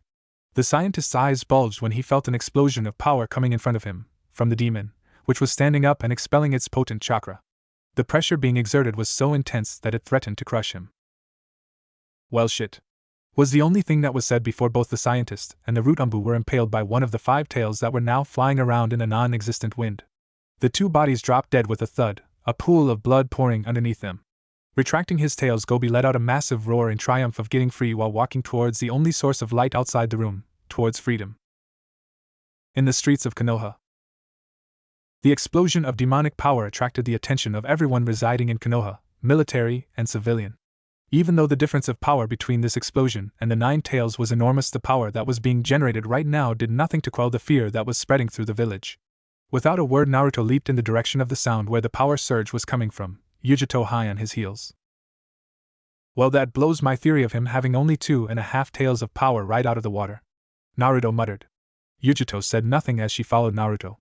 Across the village, Gaara, Kai, Temari, Kankuro, and Rai turned to the direction of the sound, which in turn woke Kazumi from her unconscious state. Lifting her head from the shoulder that her head was laying on, she looked around at her surroundings. Looking around her, she found that she was slung over someone's shoulder, someone that she didn't know. Looking at the others around her, she let out a sigh of relief to see Rai and the 2 Sand siblings. Before she could say anything, Kai spoke. "Miss Kazumi, you're awake. Good, can you stand?" he asked. Nodding slightly, Kai bent down to let her stand. When she got her bearings, she gave a sharp look at Kai and Gaara. "It's been a while, Gaara. How are you and Naruto?" she asked. Gaara removed his mask, looking at Kazumi. "We're fine, Kazumi. We found the ones we were looking for. This is Kai, the vessel for the 3-tailed turtle, and the other is Yujito, the vessel of the Nibi, the 2-tailed cat. We were headed to meet you at Wave when Naruto said that you were in the Leaf Village. So we came here, we broke you out of the cell you were in. Now we're headed towards the origin of the sound where undoubtedly Naruto and Yujito are headed. We can't leave this place without Gobi, no matter how much that flea-bitten mutt wants to rip me to pieces. That, and we don't have a snowball chance in hell of getting out of this village without Naruto's help. When we went to get Yujito from Lightning Country, he was practicing with honing his control over his chakra to an even finer degree. Hitomi and he had discovered a fatal weakness he has while they were refining his control over her power. You see, this is not the time or the place to get off track to discuss vital information of Hitomi's vessel's weaknesses. There are ears everywhere that have the sole purpose to harm him. That's why he left. We need not arm these people with the knowledge to kill him," the teen scolded Gaara. Gaara pouted, the action going unnoticed by all but Kazumi and Rai, the latter starting to giggle at the face. Eldest of the group cleared her throat, gaining the group's attention. "We have little time to dawdle. We won't be able to regroup with Naruto if we miss the chance. You kids go retrieve Gobi. I have some business in the Hokage's office." Before anybody could say anything, Rai and Kazumi disappeared in front of their eyes. Kai rubbed his hand through his dark hair. "Can anyone do as they're told? What the hell am I supposed to do now?" he muttered. "We continue to find Gobi. If nothing else, we have to get him out of here," Gaara said. Kai eyed him curiously when the redhead fell to his knees, clutching his side. "They're getting closer. One of my decoys was destroyed. It's a new technique that I put into practice, but I did not expect to feel pain at the forceful dispersion of the copy," Gaara said as he gathered himself, Temari helping him up. In the near distance they heard the shouting of Leafumbu. "We don't have time to wait around here, we have to move. Once we find Naruto and Yujito, we'll collect everybody. After that we'll make a beeline to get out of Fire Country. The longer we spend in Fire Country, the more danger we'll be in, and I'm sure that if he were here Naruto would agree with me," Gaara said with a hushed voice. He got 3 nods in response before departing their present location, quickly. Naruto and Yujito touched down in front of a cellar door in the side street of an unrecognizable building. It had taken a fair bit, but they were able to track down the origin of the geyser of power Gobi released. Naruto scowled. The power the mutt had released had put the village at full alert, making Leaf Ninja run around the place like rabid animals. "We have to hurry this up. There's no telling how much time we'll have to find Gobi and get out of here before Konoha Nin track the source of the explosion here, or worse yet, the Hokage himself. Though that old man might have protected me in the past, his position as a Kage makes the safety of the village the highest priority, making my life forfeit. I'm nowhere near strong enough to take on a Kage, in a few years maybe, but defiantly not now." Naruto grabbed hold of one of the cellar doors and wrenched it open. He waved Yujito in. Ladies first, oh but you aren't a lady yet, are you? He said as he and Yujito descended below ground. Cat's hellfire. Naruto's side glanced at Yujito. Was that really necessary? He asked. I got a little anxious. I hate the dark, especially when it's in enclosed spaces, she said defensively. Naruto rolled his eyes. If it makes you feel better, you can hold me hand, he replied dryly. He almost squeaked in surprise when she did just that. Naruto stared at her for a second in shock. This was a side of Yujito he had never seen. Granted that she had only been with them a short time, but it still amazed him. He noted that she had started shivering and began to mumble incoherently. He was so caught up in this new development he spaced out for a moment. Silently cursing himself for losing focus, he cast a look at his claustrophobic companion, not sure of what to do. Don't just stand there like a fool, say something that will comfort her. This time Naruto did jump. He hadn't heard from Hitomi for quite a bit of time, assuming that she went to sleep soon after they departed Lightning Country but couldn't ascertain the reason for it. Deciding to act on her advice, he gave the hand that Yujito has clutching a reassuring squeeze. The blonde-haired girl looked at him confused. Everything's going to be okay, Yujito. He started to say but was cut off by the echo of a dog bark. The bark also snapped Yujito out of her trance. She seemed to shed all traces of her phobia and snatched her hand out of his grasp. Let's get going, we're wasting time standing around here like idiots, she said as she moved down the tunnel. Naruto let a genuine smile sneak across his face. It's nice to have the old Yujito back, he thought as he dashed to catch up with her. For the next 2 minutes they were running in silence in near pitch black till Naruto slammed Yujito to the wall suddenly. She was about to swear up a storm when she saw that Naruto was standing in front of her, his chakra tails flailing around the small space. He was standing in front of her in such a way that she couldn't see whatever was in front of the male blonde. There you are, Gobi. We've come to get you out of here, Naruto said somewhat happily. Gobi, for his part, ignored the fact that he was being spoken to and charged at the 2 demon containers. Naruto's tails entrapped Gobi in a red translucent cocoon, the dog demon thrashing all the while in his confines. What the hell is wrong with him? He asked himself in wonder. He's in a demonic rage. Demons get into those if their lives are in danger. When in that state, demons can unleash 100 of all their power into an unstoppable force that only other demons can fight off. Until he runs out of energy will he stop. Until then he'll act like a natural disaster, completely unstoppable. You need to get out of here into the open and quickly. Your tails cannot hold him confined for long. They are already starting to falter. Not wasting any time, Naruto took hold of Yujito and pulled her with him in the direction that they had come in. Mere seconds later Gobi snapped free of his restraints, snarling in his direction and hurling his tails towards Naruto and Yujito. Grunting, Naruto shoved Yujito out of the way as the tails slammed through his body, dirt rising as they smacked into the concrete behind him. Naruto held his head in pain as the tails retracted. Damn it, Yujito, forget what I said. I'll keep him busy, but you have to find Gaara and bring Kazumi here. She can help me calm him down, but I can't hold him for long. Go! She ran. Great, just great. What the hell am I supposed to do? I don't have any techniques that can deal any damage to demons or corporeal forms of chakra, and I doubt that he'll let me get close enough to deal any blows, he thought as he evaded a charge from the enraged canine but left himself open for Gobi's tails to strike him again. The mask-wearing boy grunted as he caught the flying appendage. Regardless of what Hitomi had told him, he had to keep the fight here. He didn't want it getting outside in the open, not because it might kill some Leaf Nin and civilians, but because the less the Leaf saw of his fighting the better. That, and if any of his group got hurt, he'd never live with himself. My only chance is to try getting close. He saw one of Gobi's tails swinging toward his neck. This is going to hurt. With Yujito. Yujito was running frantically towards the south gate. In the not too far distance she saw the same kunoichi that they had run into before, Anko if she remembered. She shook her head vigorously to clear her head. She couldn't get distracted. Naruto was counting on her. It didn't take her long to get to the south gate, however she did have to use up a lot of her and Nibi's chakra to get there as fast as he did. She scouted the immediate vicinity for any size of her group. Scowling furiously, she headed back towards where she had left Naruto. She smacked herself mentally. They wouldn't have stayed here after feeling the power that Gobi released. She should have just stayed with Naruto and helped him out. She surveyed the village as she backtracked to her previous location. She saw man and woman, shinobi and civilian alike, running around like headless chooks. She would have laughed at the sight had she not been so desperate to find those that Naruto had told her to find. As she came across the area that Naruto and herself had let that ankle woman, she found that she was gone.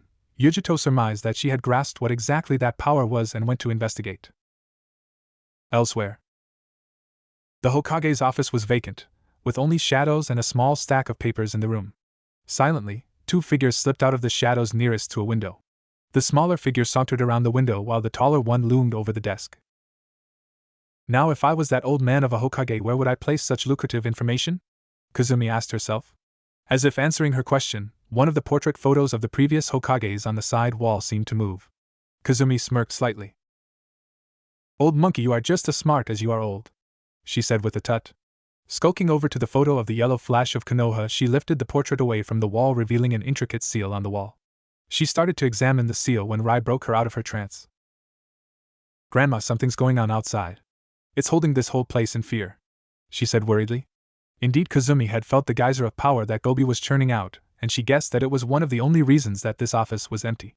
She again looked at his seal on the wall, and she found out half a moment later that it was a blood seal, and though it was crafted well, it wasn't created well enough for people such as herself to get past it. She ran her fingers over the markings for a moment before she stepped back and crept over to the lone desk in the room. She went to the bottom drawer of the desk and opened it, finding it full of envelopes and stamp pads. Shifting all the junk to the side, she saw a hidden seal that was used to hold items. After destabilizing this seal, she watched as the seal crumbled away, a poofing with a small plume of smoke indicating that the unsealing had gone well. She lifted the object out of the drawer and piled everything back into it before closing the drawer again, careful not to leave any trace of her tampering with it. She looked at the object and opened it, thumbing through it till she found what she was looking for. She squeezed a portion of the opened object and watched with a satisfied smirk as liquid seeped from it. After that was done, she tossed the object aimlessly away, it landing on the desk with a dull thump. Eyeing the red liquid on her finger, she walked back to the seal on the wall and wiped it onto the middle of the seal. Seconds later, the seal disappeared. In its place was a safe with a combination lock. This time she scowled. She was no good with combination locks.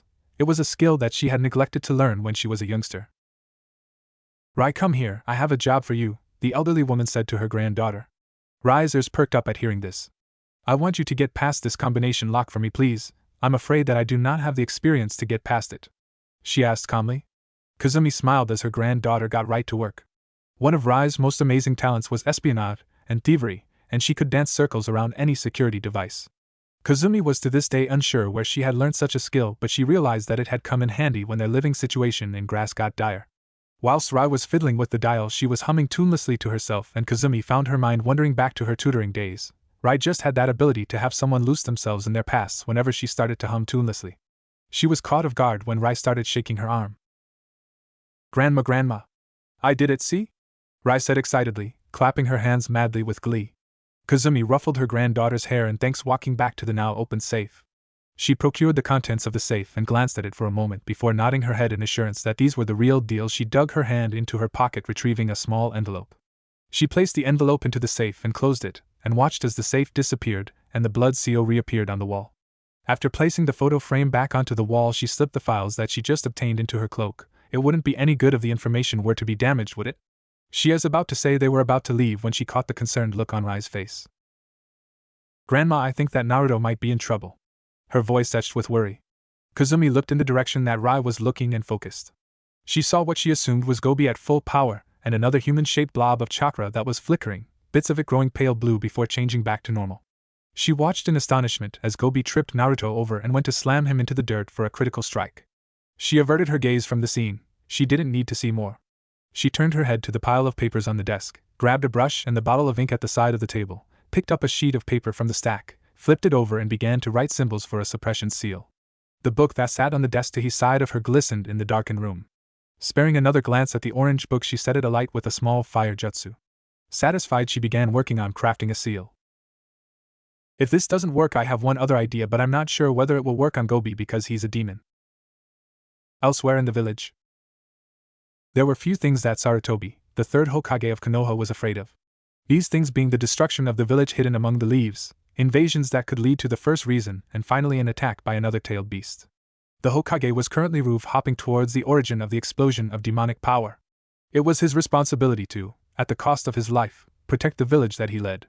He took a glance behind him, noting the riots that were occurring due to the presence of another demon within the village walls. The Hokage grunted as he continued forth. The closer he got to the power geyser, the harder it was for him to keep his focus. He assumed it was because of the crushing power that the demon was exerting. Sarutobi briefly wondered how in hell Minato was able to stand up to the Kyuubi 7 years ago, when its power was flailing madly. The aged shinobi shook his head at that thought. It wouldn't do him any good to get distracted at a time like this where a split second's worth of inattentiveness could cost him his life. It's hard for him to keep focus because he was still fretting over just how he was going to go about beating a demon. He was no sealing expert, and he couldn't perform the Reaper Death Seal to seal the demon away. Having almost reached the point of origin, the Hokage put on his game face, ready for a fight that he was sure that he would never forget. Arriving at the location that he'd sensed the demon in, he found that the immediate surroundings were still standing, if not shaken up by the shockwave of demonic power just moments ago. It must be below ground, great, thought the Hokage as he scanned the area for an entrance to where he could engage the demon. He was caught off guard when something shot out of the ground, sailing up in the air with the force of a cannon blast. Almost immediately after that, however, he saw a dark brown stream of chakra aimed towards the figure that was still flying upwards. By sheer luck, he was able to avoid another brown stream of chakra that burst from the ground behind him. The third started to flash through some hand signs to use a fire jutsu when a voice from above stopped him. "You old fool, he's a corporal manifestation of chakra and jutsu are ineffective against him. He needs to be calmed. Right now he's as mad as a woman in labor at her husband.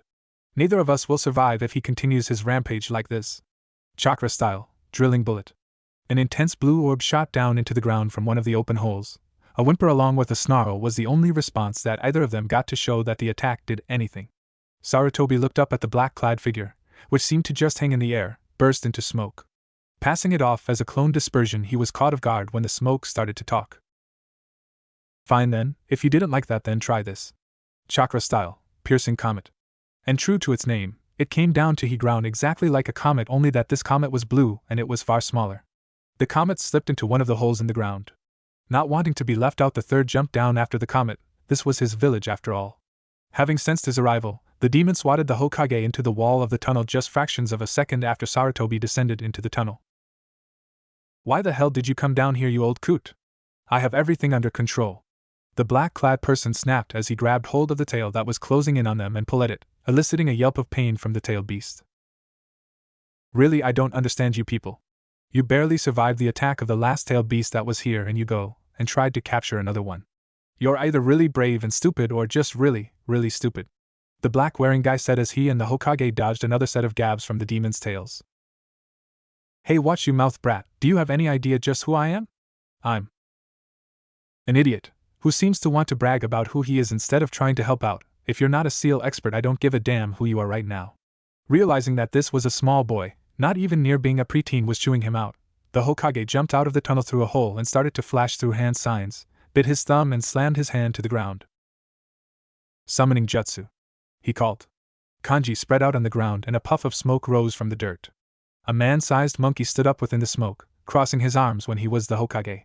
The monkey was about to open his mouth when the Hokage pushed it out of the way as another tail spiked through the ground where they were standing. "Sorry, Enma, but this isn't a social call. Teresa demon attacking here right now, and I need you in staff form," Sarutobi said to the summon. Enma glanced down the hole to where the demon was. He cocked his brow at the Hokage. "What did you do to have the five-tailed dog demon Gobi to attack here?" Enma asked as he transformed like he was asked. "You know, Enma, I'm not quite sure myself," the aged man replied as he grasped the staff and descended down the hole into the tunnel again. "Where the hell did you go off to, you old bag of bones?" asked the shrimp wearing black as he grabbed and pulled another tail, earning him another snarl of anger from the demon. Having been fighting in the dark, Gobi couldn't see where he was mindlessly throwing his appendages, but having one of his tails pulled made him send his other tails towards his captive tail. The third looked on in horror as the tails seemed to puncture him. The Hokage realized, however, that no blood came from the puncture. Sarutobi gripped the staff in his hand tightly, and whisked going towards the now inanimate tails brought his staff down in a downward chop. The demon's howl of pain after that was deafening. "Ha! Maybe you are good for something after all," the Hokage's ally said as they leant up against the tunnel wall. Sarutobi shrugged off the statement. There were more important matters at hand and he didn't have time to scold this brat for his lack of manners. "If we keep fighting down here, we'll be killed," the Hokage said as he evaded a jab from a homing tail. "This isn't where I wanted to fight him either. I didn't want to fight him at all, but he isn't himself at the moment. The only reason we're fighting down here is because, not that I want to prevent this village from being destroyed by him. I just don't want people seeing me fight. It's too early to be found out yet." The Hokage didn't even get a chance to say anything in reply when he sensed two people hop down through one of the holes above and throwing a piece of paper at the dog demon's head. The paper hit its head with a slap, a seal shined on it, telling the Hokage that it had been activated. "Everybody look away, quickly!" ordered someone from behind him. For all his skill, the Hokage wasn't able to react quickly enough and he was momentarily blinded by the light that the seal was giving off. Before Sarutobi passed out, he registered that there were 4 others that had joined them in the tunnel, 2 wearing masks, one with blonde hair, and the other what he believed to be a giant black cat standing on its hind legs. Grab Gobi and let's go, we've overstayed our welcome. What about him? Gaara asked, looking at the unconscious village leader. Leave him, he's just unconscious. We have to leave now while the village is in disarray. This time everyone stays together, I mean it this time. Everyone present gave an affirmative nod at hearing his I'm not taking no for an answer tone before they left the area.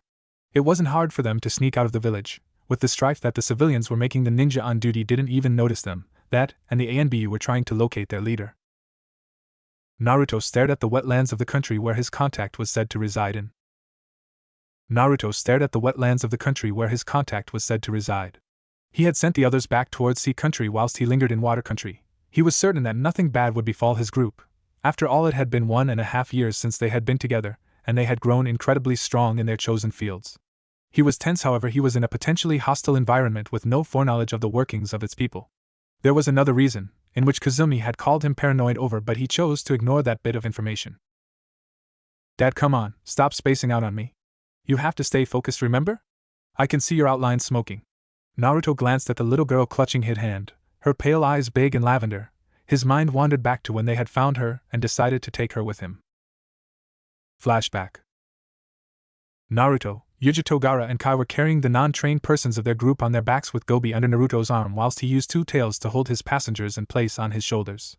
Naruto grunted lowly, his body pulsing in pain as a whole as he went. He needed to replenish the chakra that he was using to keep his physical manifestation.